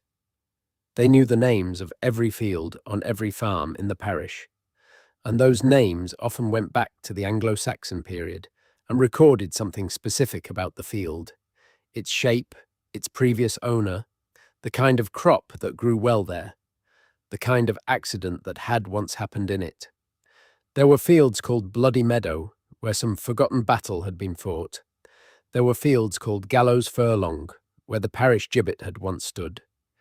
There were fields called Cock Croft and Hen Croft, and Pytel, and Ham, and Lay, and Ing, and Wong, all of them words for slightly different kinds of enclosed ground that the modern English speaker no longer knows. The field names are written down on old tithe maps and estate plans, which survive in the county record offices, but the people who knew them have largely died, and the knowledge of which field is which has gone with them. A farmer today usually knows his fields by numbers, assigned by the Rural Payments Agency for subsidy purposes. The names are still there in the documents, but they are not in anyone's daily speech. The same thing is true of the old country crafts and the old country knowledge generally. The men who could lay a hedge in the proper Midland style, with the stems half cut and bent and woven, are nearly all dead, and the few that remain are mostly elderly. The women who could spin wool on a handwheel, or knit by feel in the dark, or pick out the ribs of a herring with their thumbnail in a single, practiced movement, are likewise nearly gone. The basket makers, the rope twisters, the sea-sailing men who could read a sky and a tide, the shepherds who knew their flock by face. There are still some. There are revival movements and apprentice schemes and country shows. But the unbroken transmission, father to son and mother to daughter, of how to do these things has in most cases been broken. It survives in books and in films and in a few practitioners, but it does not survive in the way it used to, as something everybody in a village picked up by watching and helping from the age of 5 or 6. The countryside is now mostly worked by machines, by a small number of people who manage large amounts of land, and the older skills, the ones that depended on a dense rural population doing many small tasks together, have nowhere left to live. There is a particular kind of loss that runs underneath all of this, which is the loss of belief. For most of British history, the people who lived in the British Isles believed in things that the modern British largely no longer believe in. They believed in fairies, they believed in ghosts, they believed in cunning men and wise women who could heal sickness with charms. They believed that certain trees were inhabited by spirits and should not be cut, that certain wells were holy and should be visited at certain times of the year, that certain stones were dangerous and should not be touched.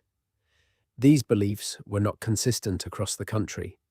They varied from region to region and from generation to generation. They were not necessarily believed in the same literal way that we now believe in things like atoms or gravity. They were lived with, somewhere on the edge of consciousness, in a way that modern people find difficult to recapture, because we have grown up in a world where the official explanation for everything is scientific and material, and where the older folk explanations are presented to us as quaint or charming, or in some lights, embarrassing. But they were real to the people who lived with them. They shaped behaviour. A child in a Lincolnshire village in 1850 would have known, without being told, that you did not go near a particular tree at twilight because of what might be there. A young woman in the Welsh hills would have known the right thing to say to a fairy if she met one on the road, and the wrong thing, and the difference between the two. These were not stories. They were operating instructions for a world that you actually had to walk through every day. That body of belief has not been entirely lost. There are scholars who have collected it, beginning seriously in the 19th century with people like William Hone and Charlotte Byrne and James Fraser, and continuing today with academic folklorists in universities. The Folklore Society in Britain has been collecting and publishing this material since 1878. There are archives and databases and books that contain a very large amount of it. But the living context, the context in which a particular belief made sense because everyone in your village shared it and used it and adjusted their daily behavior because of it, is gone. The beliefs survive as data. They no longer survive as part of how the country actually thinks. When the photographer Frances Griffiths and her cousin Elsie Wright produced their famous photographs of fairies at the bottom of the garden in Cottingley, near Bradford, in 1917, they were creating a hoax. Two girls amusing themselves with paper cutouts, and they later admitted as much. But the reason the photographs caused such a stir, the reason that even Sir Arthur Conan Doyle, the inventor of Sherlock Holmes, was convinced by them, was that there was still enough residual belief in the British public, in the years right after the First World War, that fairies might be a real thing, encountered by sensitive children in rural English gardens. Within a generation, that residual belief was gone. The same photographs produced today would not convince anyone. They would be a curiosity, possibly a charming one, but no one would take them seriously as evidence of anything except photographic technique. The world has shifted around the photographs. The photographs themselves have not changed. There are places in Britain where you can still feel some echo of that older world. The deep woods of Wistman's Wood on Dartmoor, where the small ancient oaks grow with their branches twisted at impossible angles, covered in moss, and the granite boulders sit between them like the backs of sleeping animals. The standing stones of Avebury in Wiltshire, set in their great earth circle, with the village of Avebury itself built right in among them, so that you can walk between the front doors of cottages and the side of a sarsen stone older than the pyramids. The chalk-cut hill figures, the white horse of Uffington, the long man of Wilmington, the Kern Abbas giant, which have been kept clear by local communities for as long as anyone can remember, although nobody is entirely sure how old some of them are. The Uffington horse has now been dated to the late Bronze Age, around 3,000 years ago, which makes it one of the oldest known images in Britain. The local people, for as long as records exist, have come up onto the hillside every 7 years or so to scour the figure, to clean out the chalk, to keep the horse from being overgrown. They did this for 3,000 years, without writing down why. They just did it. The festival was called the Scouring of the Horse, and it ended in the late 19th century. The horse is now maintained by the National Trust and English Heritage. The unbroken folk tradition is over, but the horse is still there, still galloping across its hillside, still visible from the train line that runs between London and the West Country, just as it has been visible to everyone who has passed that way for the last 3,000 years. The Long Man of Wilmington on the South Downs in Sussex is a different kind of mystery. He is a tall figure, cut into the chalk of the hillside, carrying 2 staves, one in each hand. He is about 230 feet tall. He is featureless, more or less, just an outline. Nobody knows for sure how old he is. He was first definitely recorded in 1610, in a sketch by a local antiquarian. There is no mention of him in any earlier source we have so far found. He could be prehistoric. He could be Anglo-Saxon. He could be medieval. He could even be a Tudor or Jacobean project, although that seems less likely given his style. He sits on the hillside, calmly, looking out across the Weald, and he does not say what he is or what the staves are for. There are guesses. He might be a god. He might be a doorway, with the staves marking the posts of a frame. He might be a surveyor's marker, with the staves being measuring rods. He might be nothing more than a piece of large-scale graffiti by a bored medieval monk from the nearby priory. The current outline, the visible figure, is in fact a Victorian restoration, picked out in 1974 with concrete blocks where the original chalk had eroded away. But there is something under the modern blocks, in the original chalk, and that something is older than any document that mentions it. There he stands. He has been there for at least 400 years, and possibly 4,000. Nobody knows what he is. Nobody has ever known. He has not stopped being there because of our not knowing. The Kernet Abbas giant in Dorset is similar, although his outline is less ambiguous. He is naked. He is carrying a great club. He has a substantial and clearly indicated phallus that has been the subject of folkloric belief and Victorian embarrassment in roughly equal measure. For a long time he was thought to be prehistoric, possibly a representation of the British god Belenos, or possibly an image of Hercules made by Romano-British worshippers. Recent dating work has suggested that he might be much later, possibly even as recent as the late Saxon period, around the year 1000, which would make him a relatively young figure on a very old-looking hillside. The dating used a technique called optically stimulated luminescence, which can tell you when a particular grain of sand was last exposed to sunlight. The chalk of the giant was sampled. The results pointed to a date in the late 10th or early 11th century. This is controversial. Some experts accept the dating, some do not. But even if the giant is only 1,000 years old, that still puts him in the late Anglo-Saxon period, before the Norman conquest, before the great cathedrals, made by people who must have had a reason to make him that they did not write down. He has been there, in some form, for at least 1,000 years. The local women have been climbing up on him for fertility purposes for as long as anyone has thought to record the practice. There is a story about him, in the 17th century, that he was made to mock a local landowner. There is another story, in the 18th century, that he commemorates the killing of a giant who had been eating sheep. There are several other stories, all of them probably wrong. Whatever the truth, he is still on the hillside, lying there with his club raised in a small Dorset village where the rest of the buildings are perfectly normal and modest cottages from the 18th and 19th centuries. There are roads in Britain that are older than anything else around them. The Ridgeway, which runs along the chalk uplands of southern England from the Dorset coast up across the Berkshire Downs and the Chilterns to the East Anglian Fens, has been used as a long-distance trackway since at least the Neolithic period.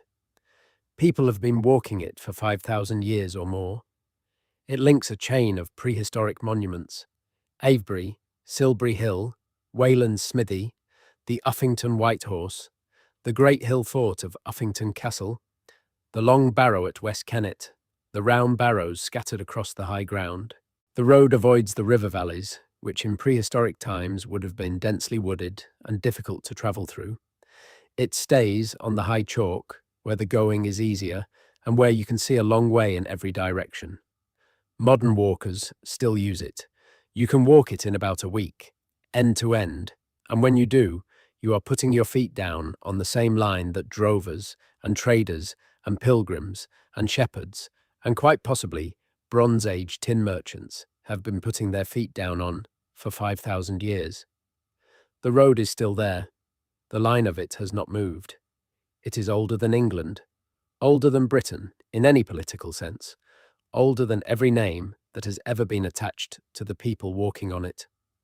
That continuity is rare and quiet and easy to overlook, because the road does not draw attention to itself. It is just a path, often a sunken green track, between the fields and the woods of the high downs. But it is one of the oldest continuously used things in Northern Europe. The Sweet Track in the Somerset Levels is a different kind of old road. It is a wooden walkway made of oak planks pegged onto rails of ash and lime that crossed a stretch of marsh between two pieces of higher ground in what is now the village of Shapwick. It was built in the spring of 3807 before Christ. We know the year exactly because the wood has been dendrochronologically dated, the growth rings counted, and the felling matched to the precise season.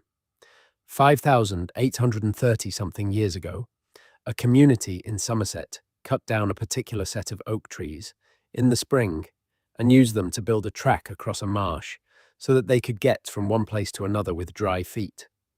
The track was used for about 10 years before the rising water table buried it in peat. The peat preserved it.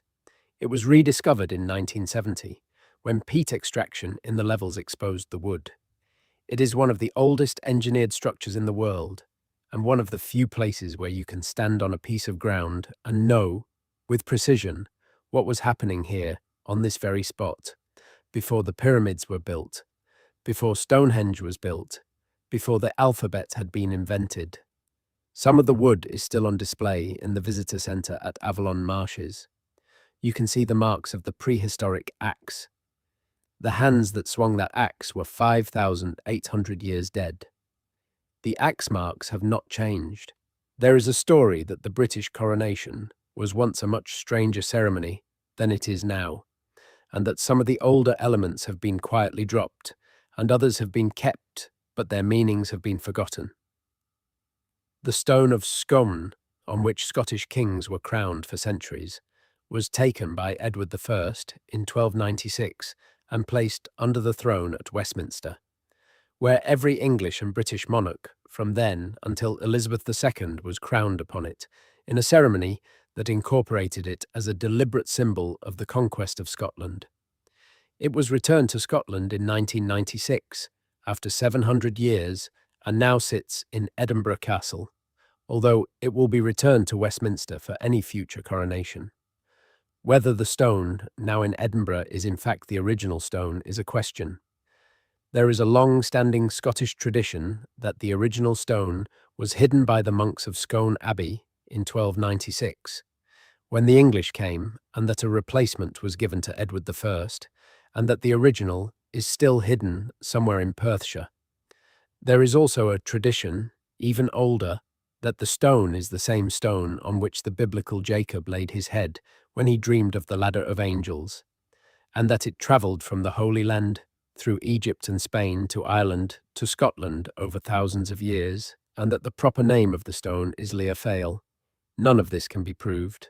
The stone that is now in Edinburgh is a piece of red sandstone of a kind that occurs naturally in the area around Scone, which suggests it is a local stone and probably the same one Edward the First took.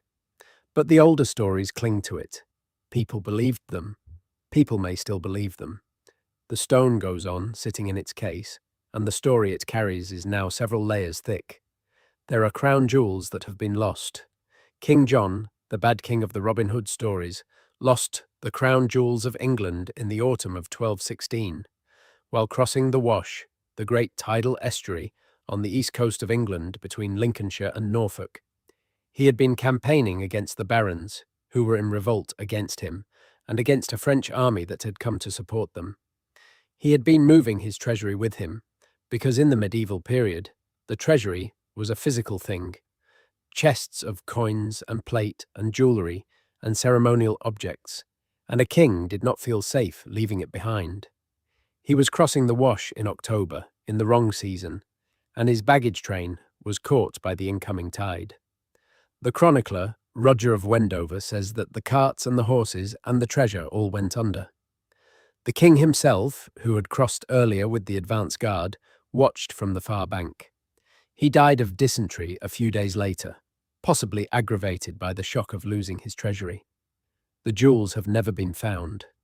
The shape of the Wash has changed considerably since the 13th century, with the sea retreating in some places and advancing in others, with reclaimed land covering ground that was once water and submerged land replacing ground that was once dry. We do not know exactly where the loss happened. Various amateur treasure hunters have looked over the years. The medieval chroniclers may have exaggerated the loss for dramatic effect. But it is possible, even probable, that somewhere under the silt of the Wash, perhaps under the modern fields of reclaimed marshland, there is a Plantagenet treasury, with the regalia of Edward the Confessor and the personal jewellery of King John, lying in layers of rust and tarnished gold. Nobody has ever organised a serious archaeological search. The ground is difficult. The records are vague. The treasure may be there, or it may have been quietly recovered at the time by people who did not tell the king and who melted everything down for their own use. There is no way of knowing. The Mary Rose, Henry VIII's flagship, was lost in the Solent in 1545, in front of the king himself, who was watching from Southsea Castle. She was leading the English fleet out to engage a French invasion force. She heeled over in a sudden gust of wind, with her lower gun ports open for action, and water came in through the gun ports faster than the crew could close them. She sank in about 12 minutes, with the loss of around 500 men. Only 35 survived. The king is supposed to have heard the cries of the drowning sailors carried across the water on the wind. The wreck sat on the bed of the Solent for over 400 years. It was rediscovered in the 1960s and excavated through the 1970s, and the surviving hull was raised in 1982. A remarkable engineering operation that was broadcast live on British television and watched by 60 million people around the world. The hull is now on display in Portsmouth, in a purpose-built museum, alongside an enormous quantity of material recovered from the wreck. Personal possessions of the crew. Their longbows, 200 of them, in a state of preservation that no other surviving medieval longbow can match. Their wooden bowls and their pewter spoons, their combs, their dice. The skeleton of a dog, the ship's pet who had been trapped on board. The Mary Rose tells us, in extraordinary specific detail, what it was like to be a Tudor sailor, on a particular afternoon in July 1545, going about your ordinary duties, when something went wrong and the ship rolled and you drowned without time to call out to anyone. The men who died on the Mary Rose are remembered now in a way that they would not have been if the ship had stayed afloat and they had gone on with their lives and died of old age in some Hampshire village. The disaster preserved them. The Solent kept them, with their tools and their possessions and their bones, for 400 years, and now they are studied. The chief gunner of the Mary Rose has been reconstructed in clay, from his skull. You can see his face in the museum. He is a slightly serious-looking man, with a beard, in his 30s. He died on the 15th of July, 1545. He has been brought back in a small, careful way by the work of people who never knew him. There are battlefields all over Britain whose precise locations have been lost. We know roughly where they were, because the chroniclers tell us, but the chroniclers often give the name of the nearest large landmark rather than the exact field, and over centuries the landscape changes, and the exact spot where the lines were drawn up and the fighting happened may not be where local tradition or later historians have placed it. The Battle of Mount Badon, where Arthur is supposed to have defeated the Saxons in the early 6th century, has been placed by different scholars in Wiltshire, in Dorset, in the Cotswolds, in Lancashire, and in southern Scotland. We do not know where it was. We do not even know for certain that it happened in the form that Gildas describes it. The Battle of Brunanburh in 937, where the West Saxon King Athelstan, grandson of Alfred, defeated a combined force of Vikings, Scots, and the men of Strathclyde, has been placed by serious historians in over 30 different locations across the north of England. The current best guess, supported by some good archaeological evidence, is the Wirral Peninsula in Cheshire. But the matter is not settled. Brunanburh was one of the great battles of early English history. It is celebrated in a famous Anglo-Saxon poem preserved in the Chronicle, with the king and his army leaving 5 young kings dead on the field. We can read the poem. We do not know where the field is. Hadrian's Wall, the great Roman frontier built across the north of England between the year 122 and the year 128, was once a continuous fortified barrier from the mouth of the Tyne in the east to the Solway Firth in the west.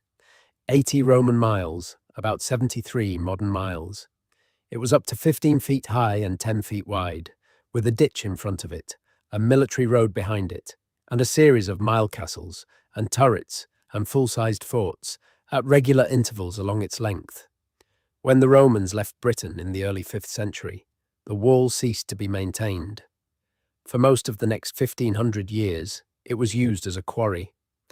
Local people in Northumberland and Cumbria took the dressed stones for their cottages and their byres and their boundary walls.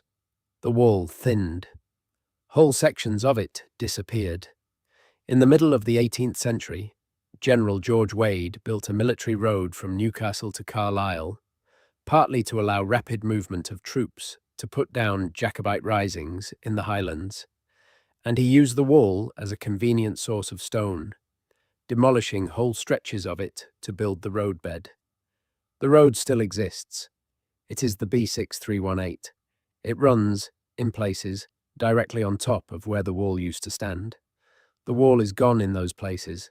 There are sections of Hadrian's Wall that are now beautifully preserved, particularly in the central section across the high crags of Northumberland, where the landscape was too remote for the stone to be worth carrying away, and where the wall still runs along the cliff tops in its full original line, with the mile castles and the turrets visible, with the long view north into what was once unconquered land.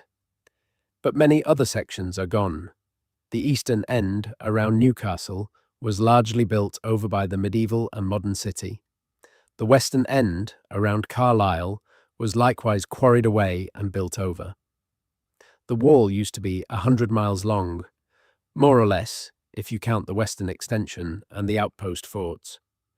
The wall you can walk today is a series of remnants. The longest continuous stretch is about 10 miles. Everything else is fragments. The Tower of London, which has stood since shortly after the Norman conquest, has been many things over the years. It has been a royal palace, a prison, a treasury, a menagerie, a place of execution, an armory, and a tourist attraction. It still has its famous ravens, 6 of them by tradition, with the belief that if the ravens ever leave the tower, the kingdom will fall. The ravens have actually had wing feathers trimmed for centuries to prevent them flying away, so the kingdom is safe for now. But the tower has also lost a great deal. The royal menagerie, which had been kept there since the early 13th century, was closed in the 1830s and its animals moved to the new zoological gardens in Regent's Park. At its height, the menagerie had included lions, leopards, an elephant given to Henry III by the King of France, a polar bear given by the King of Norway that was allowed to fish in the Thames on a long leash, ostriches, alligators, hyenas, and various other beasts presented to English monarchs by foreign rulers who knew nothing more flattering to send than exotic animals. They lived in the tower in conditions that would horrify a modern zookeeper. The lions did not breed well in the medieval period and had to be replaced from Africa. The polar bear is recorded in the accounts as receiving 4 pence a day for its keeper to maintain it. The elephant lived for 2 years before dying, possibly because the medieval doctors who were brought to treat it gave it wine, on the theory that this would be good for it. We do not know exactly where in the tower the menagerie was kept. There were various sites over the centuries, but the original lion tower was demolished in the 1850s to clear an entranceway, and the foundations are no longer accessible. The animals themselves are mostly forgotten. 1 or 2 have entered the popular imagination, like the polar bear, but the others, the thousands of birds and reptiles and small mammals that lived briefly in the tower over the centuries, are gone without anyone really remembering them. The Crystal Palace was one of the largest buildings in the world when it was built for the Great Exhibition of 1851. A glass and iron structure designed by Joseph Paxton, originally erected in Hyde Park to house the exhibition, and then dismantled and rebuilt on a hill in South London, in what is now the suburb of Crystal Palace, where it sat for 84 years as a permanent attraction. It was destroyed in a great fire on the night of the 30th of November 1936. The fire was visible across most of London. Hundreds of thousands of people came out to watch it burn. The building was made almost entirely of glass and iron, with a wooden floor, and once the wood caught, the whole thing went up. By the morning, there was nothing left except some of the iron framework, twisted and partly melted, and a great deal of glass dust. The site has remained, in essence, empty ever since. There are the terraces, which still survive. There are some of the giant Victorian sculptures, including the famous concrete dinosaurs that were made for the original exhibition and that still sit, slightly inaccurate by modern paleontological standards, but charmingly so, in a small park at the foot of the hill. The dinosaurs are listed buildings now. They have been restored several times, but the great glass palace that gave the suburb its name is gone. There are photographs. There is some surviving footage. There are people just barely still alive who remember being taken to it as small children before the fire. The site is being developed and redeveloped, slowly, but nothing has ever quite replaced the strangeness of the original building, which was unlike anything before it, and unlike most things since. There are recipes that have been lost. The code stone, an artificial stone made of fired clay and crushed flint that looks like carved limestone but is far more weather-resistant, was developed by a businesswoman named Eleanor Code in the late 18th century at her factory in Lambeth on the south bank of the Thames. She produced thousands of sculptures and architectural details in code stone, decorating buildings all over Britain and the Empire with statues and capitals and friezes that have survived 2 centuries of London, weather with almost no degradation. The South Bank Lion, the great statue that now sits at the east end of Westminster Bridge, is made of code stone. The recipe died with Eleanor Code and her successors. The factory closed in the 1830s. The exact mixture was never written down in a form that has survived. It is possible to make something fairly similar today by educated guesswork and chemical analysis of existing pieces, and a few small modern workshops have produced replacement parts for restoration projects. But the original is gone, and the code stone of the 18th century is now a finite supply, with no more of it being made by anyone who really knows what they are doing. The same is true of certain colours. There was a paint called mummy brown, used by English artists from the 17th to the early 20th century that was made from the ground-up remains of actual Egyptian mummies, imported in considerable quantities for the purpose. The colour was prized for its particular warm, transparent quality. Pre-Raphaelite painters used it. Late Victorian Royal Academicians used it. Then, in the early 20th century, partly because the supply of suitable mummies was running low, and partly because painters began to feel queasy about what they were actually using, the production stopped. The last commercial mummy brown was sold by an English paint maker in the 1960s, made from the last of the old stock. There is no more. The colour cannot be exactly reproduced, because the source material was specific and is not really available anymore, and would not be considered acceptable by modern museum standards even if it were. Paintings that contain mummy brown contain, in a real and tangible sense, the bodies of ancient Egyptians, who were buried with the expectation of an afterlife, and who instead have ended up as the brown shadows in Victorian historical paintings hanging in English country house galleries. The paint is still there. The bodies are still in it. They are simply unrecognizable as bodies, having been ground and mixed with oil 200 years ago. There are sounds that have been lost. The chimes of the old churches, which used to ring across the medieval and early modern English landscape at every hour, at every quarter, at every funeral and wedding and execution and royal birth, have largely fallen silent in most parts of the country. The great bells of the larger churches are mostly still there, hanging in the towers. But they are rung now only occasionally, for services, for weddings, for funerals, for the famous ringing on certain national occasions. The continuous fabric of bell sound that once held English daily life together has gone. Few people now know how to read the bells, how to tell from the rhythm of the ringing what is being announced.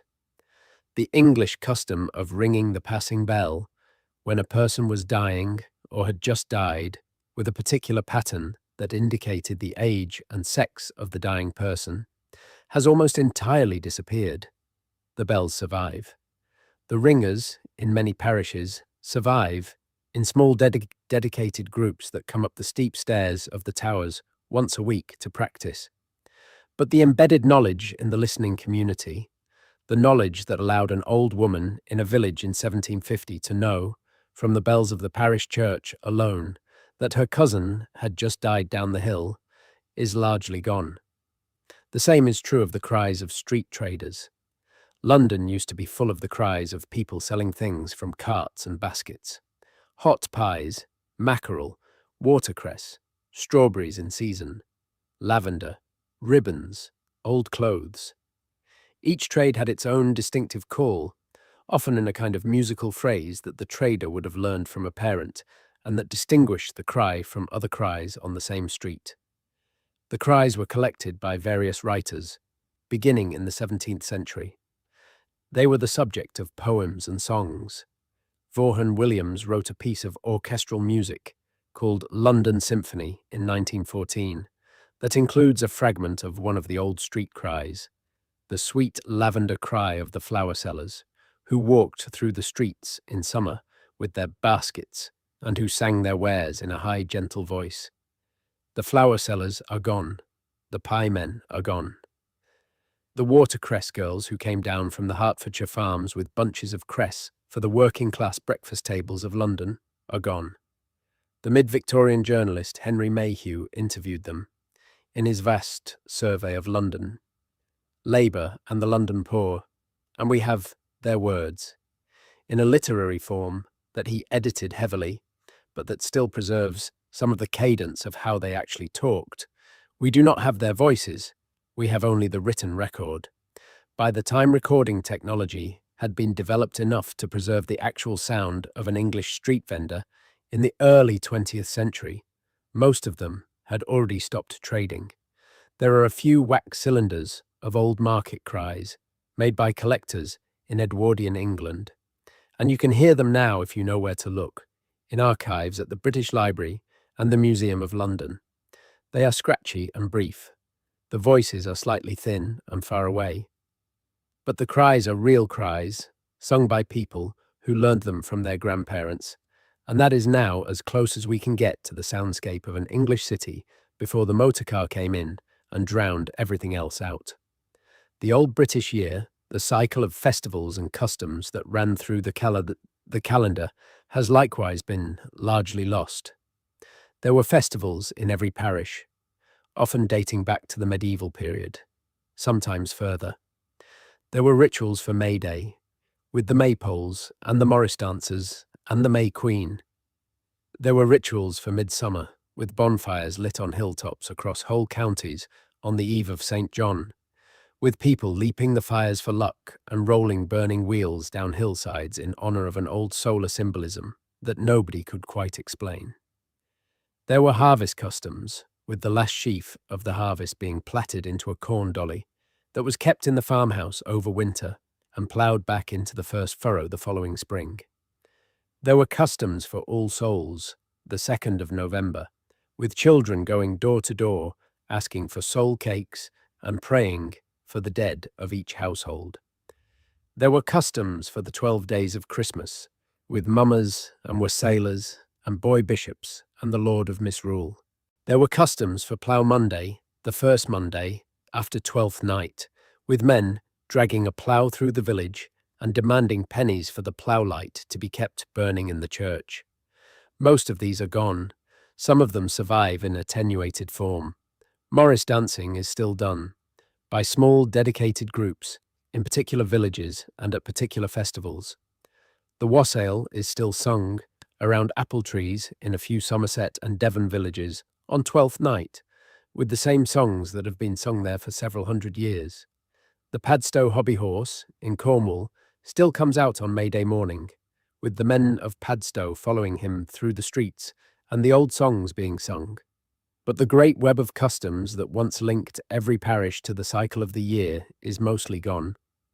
A child growing up in an English village in 1950 already saw less of it than her grandparents had seen. A child growing up there today sees almost none of it, unless she happens to be in one of the few places where a particular tradition has been kept alive deliberately, by people aware that it might be lost otherwise. There is a kind of loss that is harder to talk about, because it is not a loss of any particular buildings or language or person, but a loss of relationship between people and the places they live.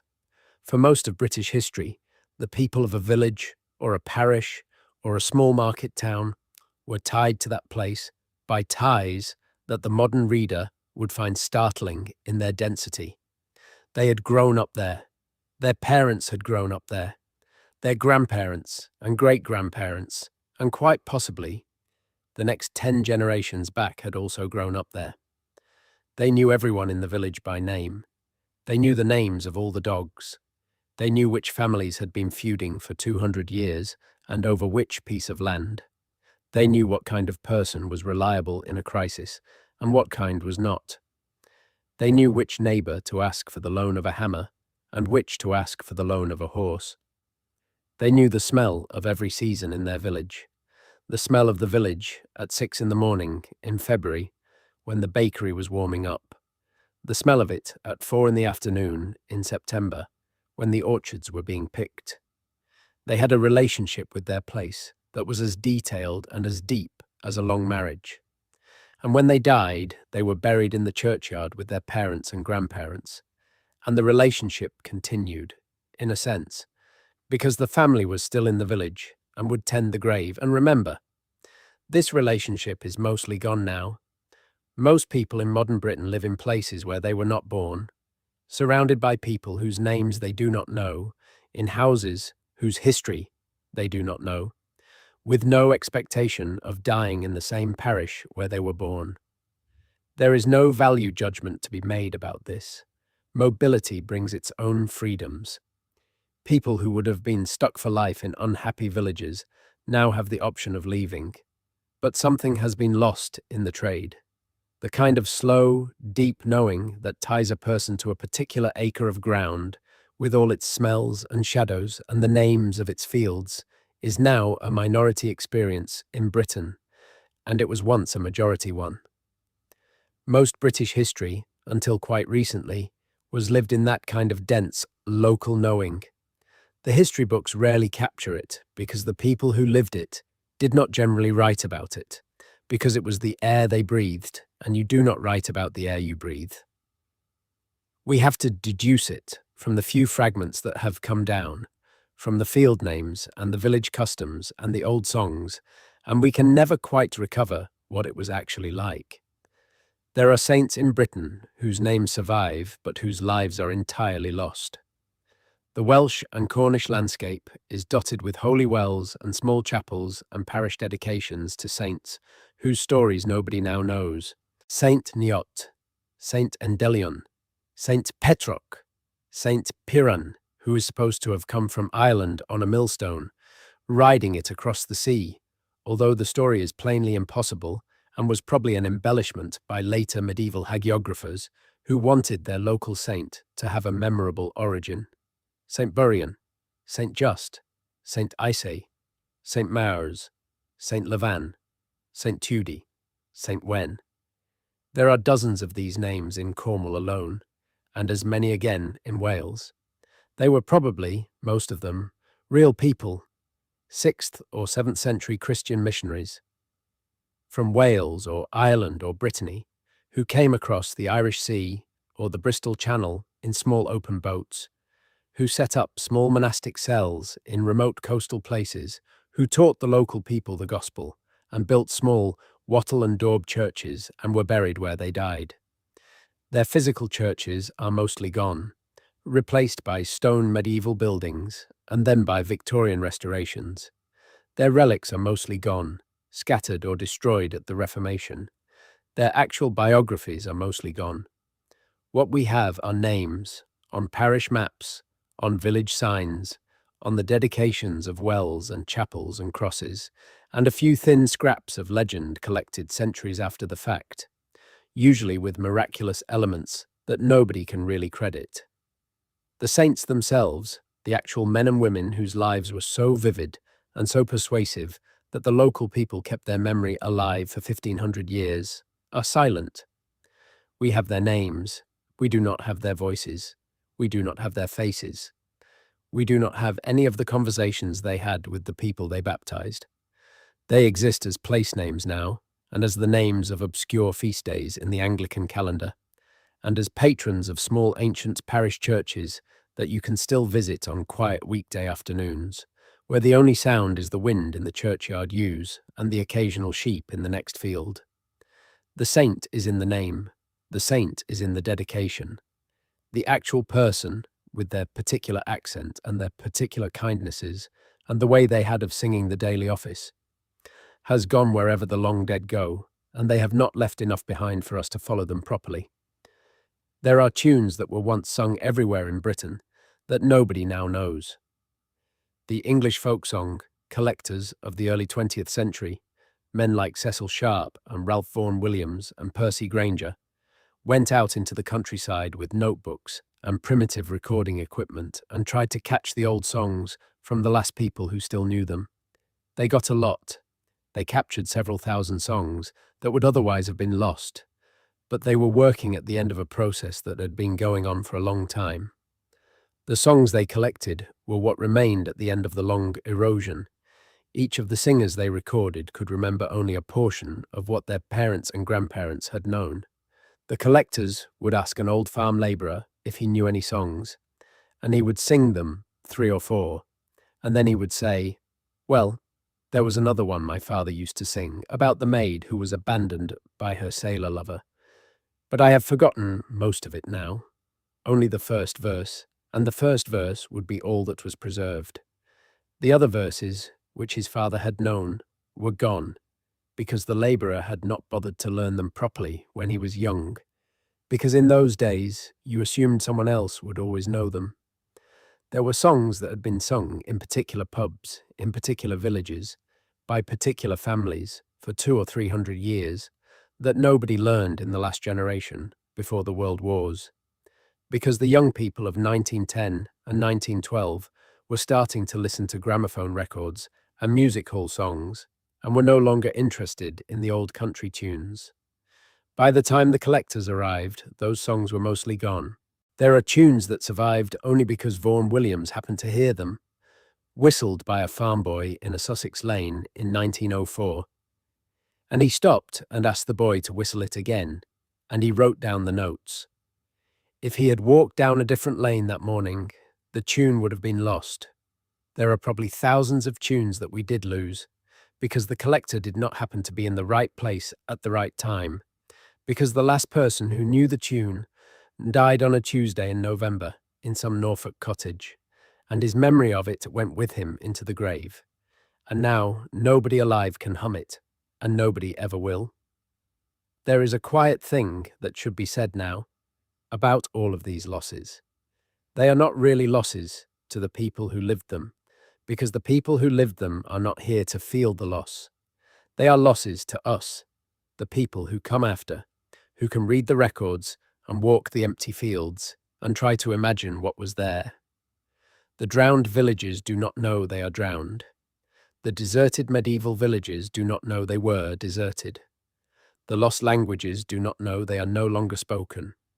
Loss is a thing the living do.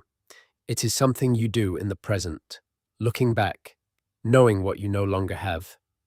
The dead do not do it. They have moved on into whatever it is they have moved on into, and they do not need us to grieve for them, although we sometimes do.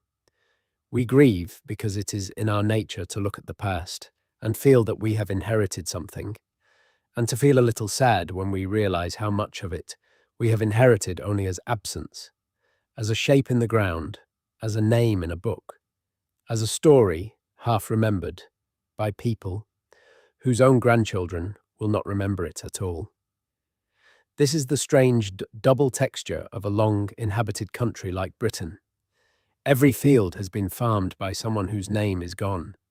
Every wood has been walked through by people whose names are gone. Every coastline has been fished by men whose boats and prayers and songs are all gone. The country is full of absences, and the absences are themselves a kind of presence, because they shape the way the country looks. The empty highlands are empty because they were emptied. The picturesque English village is picturesque because the original community was hollowed out. The medieval ruin is a ruin because the people who lived in it were sent away. You cannot see a British landscape properly without seeing what is not in it, and what is not in it is much larger than what is. There are royal palaces that have been lost. The Palace of Whitehall, which was the main London residence of the English monarchs, from 1530 until 1698, was for a long time the largest palace in Europe, with over 1,500 rooms, sprawling along the north bank of the Thames, between what is now Trafalgar Square and Westminster Bridge. Henry VIII had built it up from a small archbishop's residence that had been confiscated from Cardinal Wolsey. Elizabeth I held court there. Charles I lived there and was executed on a scaffold built outside it. Oliver Cromwell lived there. Charles II died there. James II had to be hustled out of it in 1588 when William of Orange arrived. And then, in January 1698, a Dutch laundress hung some sheets too close to a charcoal brazier in a small upper room, and the sheets caught, and the room caught, and the corridor caught, and the wing caught, and within a few hours the entire palace was burning. The wind was strong. The fire moved from building to building, fanned by the gale. By morning the palace was gone. Almost everything in it had been lost. Some of the royal art collection had been carried out by frantic servants and dumped in the street, where most of it was looted in the confusion before it could be recovered. The banqueting house, designed by Inigo Jones, survived because it was set slightly apart from the main building and because heroic efforts were made to keep the flames away from it. It is still there. You can visit it. It is the only substantial part of the old Whitehall Palace that you can still walk into. The rest is gone, completely.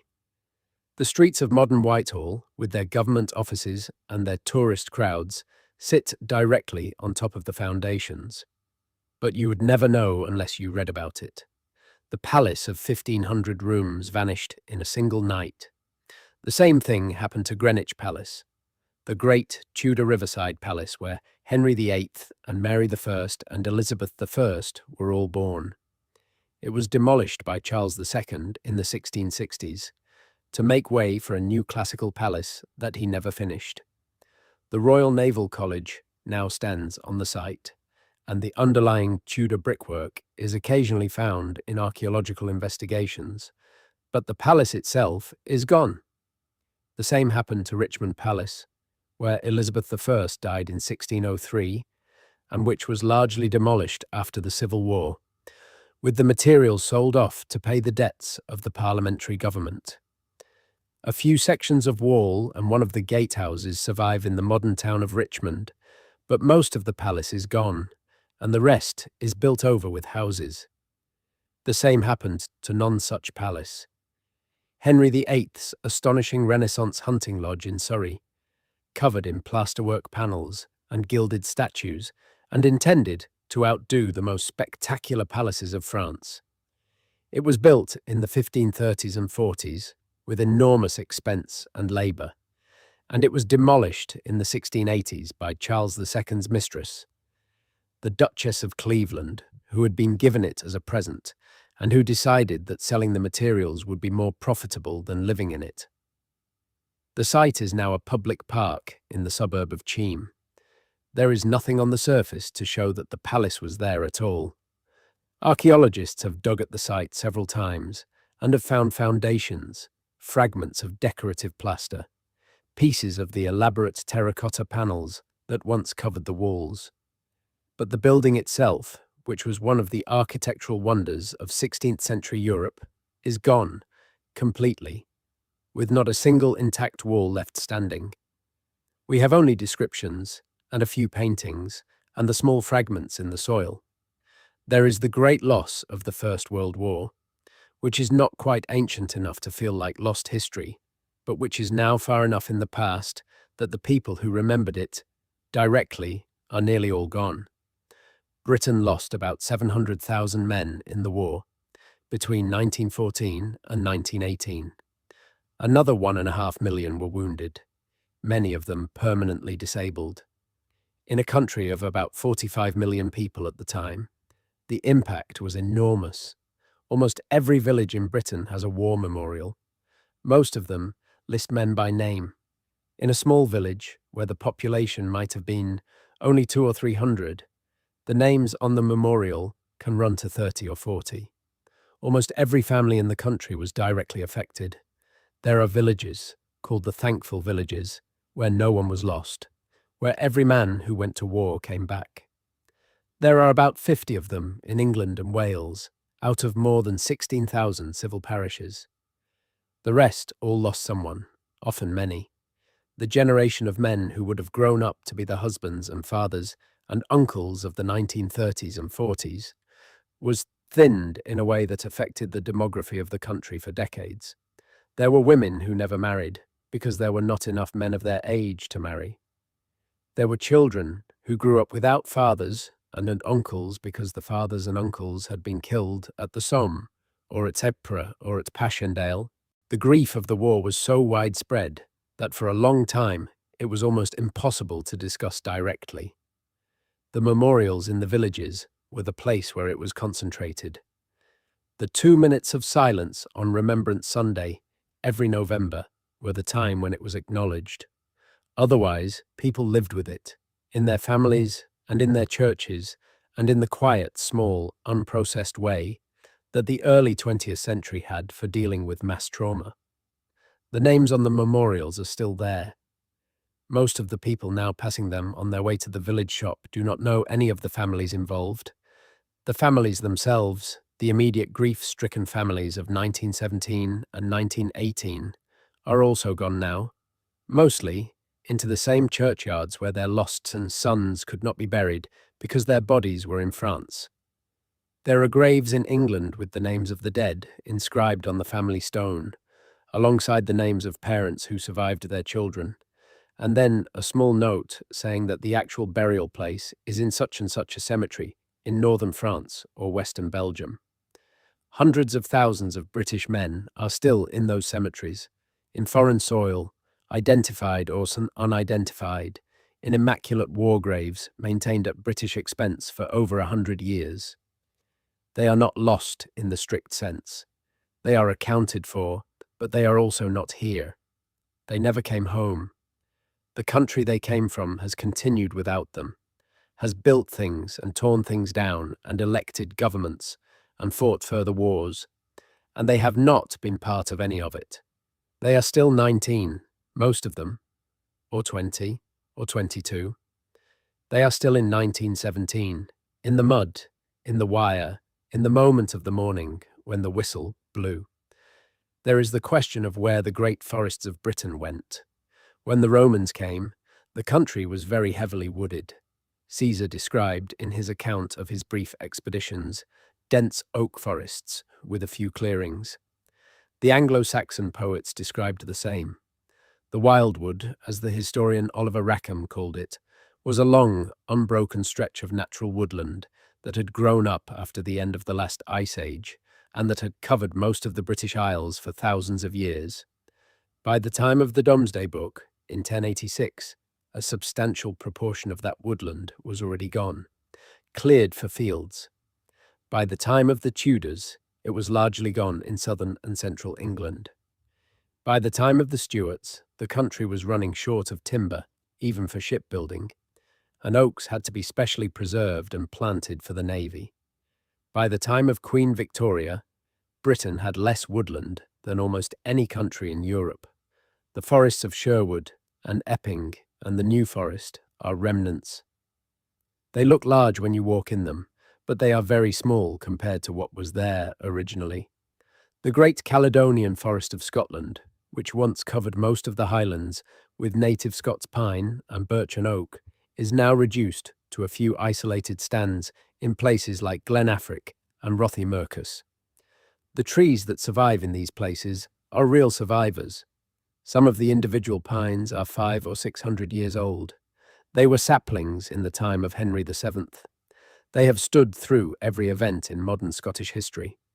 There are not many of them left, but they are still there, and the new conservation movement has been slowly trying to expand them, planting new pines around the old ones, hoping that in 200 or 300 years, a portion of the original Caledonian forest will exist again.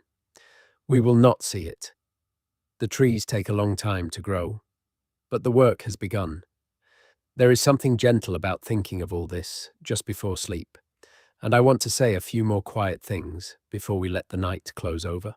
There are stories that nobody bothered to write down because everyone in the village knew them, and then everyone in the village died, and nobody outside the village had ever needed to know them, and so the stories slipped out of the world without notice. There are recipes that one cook knew, in one particular farmhouse, that her daughter never quite learned because the daughter went into service in a great house, and the kitchen, they're cooked differently, and the recipe died with the mother, and there is no soup of that exact kind anywhere in the world now. There are tunes that were whistled by one shepherd, in one stretch of hills, to call his particular dog, and the dog knew them, and when the shepherd died, the tunes went with him, because nobody else had ever needed to learn them. The smallness of these losses, individually, is part of why they are not in any history book. But the cumulative weight of them is enormous. The vast majority of what people have known and made and felt in Britain over the last 10,000 years has not been recorded by anyone. It has gone quietly into the soil with the bodies of the people who knew it. The history books contain the small visible top of the wave. Underneath the wave is the great dark sea, full of all the rest, and the great dark sea is much larger than the wave. We sometimes forget this. The textbooks make the past look manageable, like a series of named kings and named battles with named dates. The actual past is mostly anonymous, mostly silent, mostly already at the bottom of the sea. There is one last small story that fits here, because it is about a thing that almost was lost, and that almost everyone has forgotten anyway, even though it survives. In the year 1666, in the months after the Great Fire of London, there was a great deal of confusion about who had owned what in the burned-out streets, because the deeds and the title documents had largely been destroyed along with the houses. A special court was set up, called the Fire Court, to settle the disputes between landlords and tenants and creditors and to allow the rebuilding to begin. The Fire Court records still survive. They are kept in the London Metropolitan Archives. They contain thousands of cases in tiny, meticulous 17th century handwriting about the precise rights and obligations of people who had lost everything. There is a clerk's name on most of them. He was paid a small fee per case. He never became famous. He has no biography. He sat in the fire court for years, listening to the testimony of distraught Londoners and writing down what they said and what was decided. His handwriting is still there. You can read it. He wrote down, in the autumn of 1666, the deposition of a baker on Pudding Lane, about how the fire had started and how he had checked his oven, and how he was sure he had damped it down. The clerk wrote in a careful hand, without comment, in iron gall ink that has lasted 3.5 centuries. He is one of millions of people who did exactly this kind of thing in British history, sitting in offices and copying down what they were told, keeping the paperwork that the country actually runs on. He did not lose anything dramatic. He kept it. He kept it for us, although he could not have known we would be the ones to read it. The records survive because someone like him filed them properly and put them in a strong box and locked the box. That is one thing I want to leave with you tonight, before the soft, slow drift into sleep starts to take you. The history of Britain is the history of an enormous quantity of things being lost. Yes, the drowned coasts and the empty highlands and the dead languages and the buried cities are real. They are part of what you have inherited. But there is also a parallel history, much less visible, of an enormous quantity of things being kept. Patient clerks, country priests writing down the parish marriages and burials, antiquarians sketching tombstones in the 18th century before the stones were broken up, photographers in 1940 putting their heads up out of shelter doorways during the Blitz to photograph the burning streets so that what was lost would at least be remembered. Old women in Welsh villages teaching their grandchildren the songs that had been sung in their family for 100 years. Recording engineers in the 1950s taking microphones into Manx fishing villages and Suffolk farmhouses to capture the last fluent speakers before they died. Local historians in church halls all over the country, going through old documents in cardboard boxes, transcribing them, putting them online, where someone in another country can now find them and know that their great-great-great-grandmother was christened in this particular village in this particular year. None of these people are famous. Most of them did their saving work without expecting any thanks. But because of them, what we have is not the whole story, but it is more than nothing. The country remembers itself in a fragmented and patchy and uneven way, because there have always been a few people who wanted it to remember, and who did the patient, unglamorous work that remembering requires. So when you walk in Britain in the daytime, after a sleep, and you see the green fields and the church towers and the worn old roads, you can hold both things in your mind at once. The fields are full of absences. They are also full of presences, of the work and the names and the lives that have been kept, written down, photographed, recorded, passed on. The country has lost an unbelievable amount. It has also held on to more than you might expect. The two things sit together, side by side, and they make the strange, layered thing that British history actually is. A book that has been written on and erased, and written on again, until the page is dense and dark with overlapping letters, and where the older writing shows through the new in faint grey lines, if you know how to look. The book is still being written. You are sitting on top of it tonight. You are one of the letters being added to the page, in your own time, in your own small, careful way. And now I think we have gone far enough. The night has settled in. The room is quiet. The country, in all its layers, is sleeping the way it has slept for 10,000 years, in waves and in silences, and in long cycles of remembering and forgetting that no single person ever sees the whole of. You do not have to see the whole of it either. You do not have to remember everything that has been said tonight. You do not even have to remember most of it. The names will go. Most of them have already gone from the world. They are only here now because someone, somewhere, in some patient way, kept them. And tonight we have read a few of them aloud, and now we let them go, again, gently, back into the dark, where they have been resting for a long time, and where they are perfectly content to rest a little longer. Let your hands relax. Let your jaw soften. Let your shoulders sink into whatever soft place you are in. The night is going to do its work without you. The country is going to keep being the country, whether you are awake or asleep. You can let go of holding any of it. You do not have to listen anymore. You do not have to follow anything.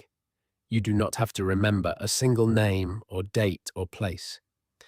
They are all already remembered by someone, somewhere, or they are already forgotten by everyone, in which case there is nothing you can do about it tonight anyway. The lost villages are still in the grass. The drowned cities are still in the sea. The old languages are still in the recordings and in the books. The bones of kings are still under car parks and under cathedrals and under the silt of estuaries. The Great Wall is still on its ridge, with sheep grazing along it. The chalk horse is still galloping across his hillside. The standing stones are still standing, where they have been for 5,000 years, where they will still be in another 5,000 years if nobody disturbs them. You can sleep now. Nothing is asking anything of you. Everything is already where it needs to be. The country is taking care of itself, slowly, patiently, in the dark, the way it always has done. The night will be long and kind. Your breathing has already started to slow without you noticing. The sound of this voice will be the last thing you remember, and even that will fade soon. And after that, there will only be the soft black space of proper sleep, where none of this needs to be carried by you for a while. Good night.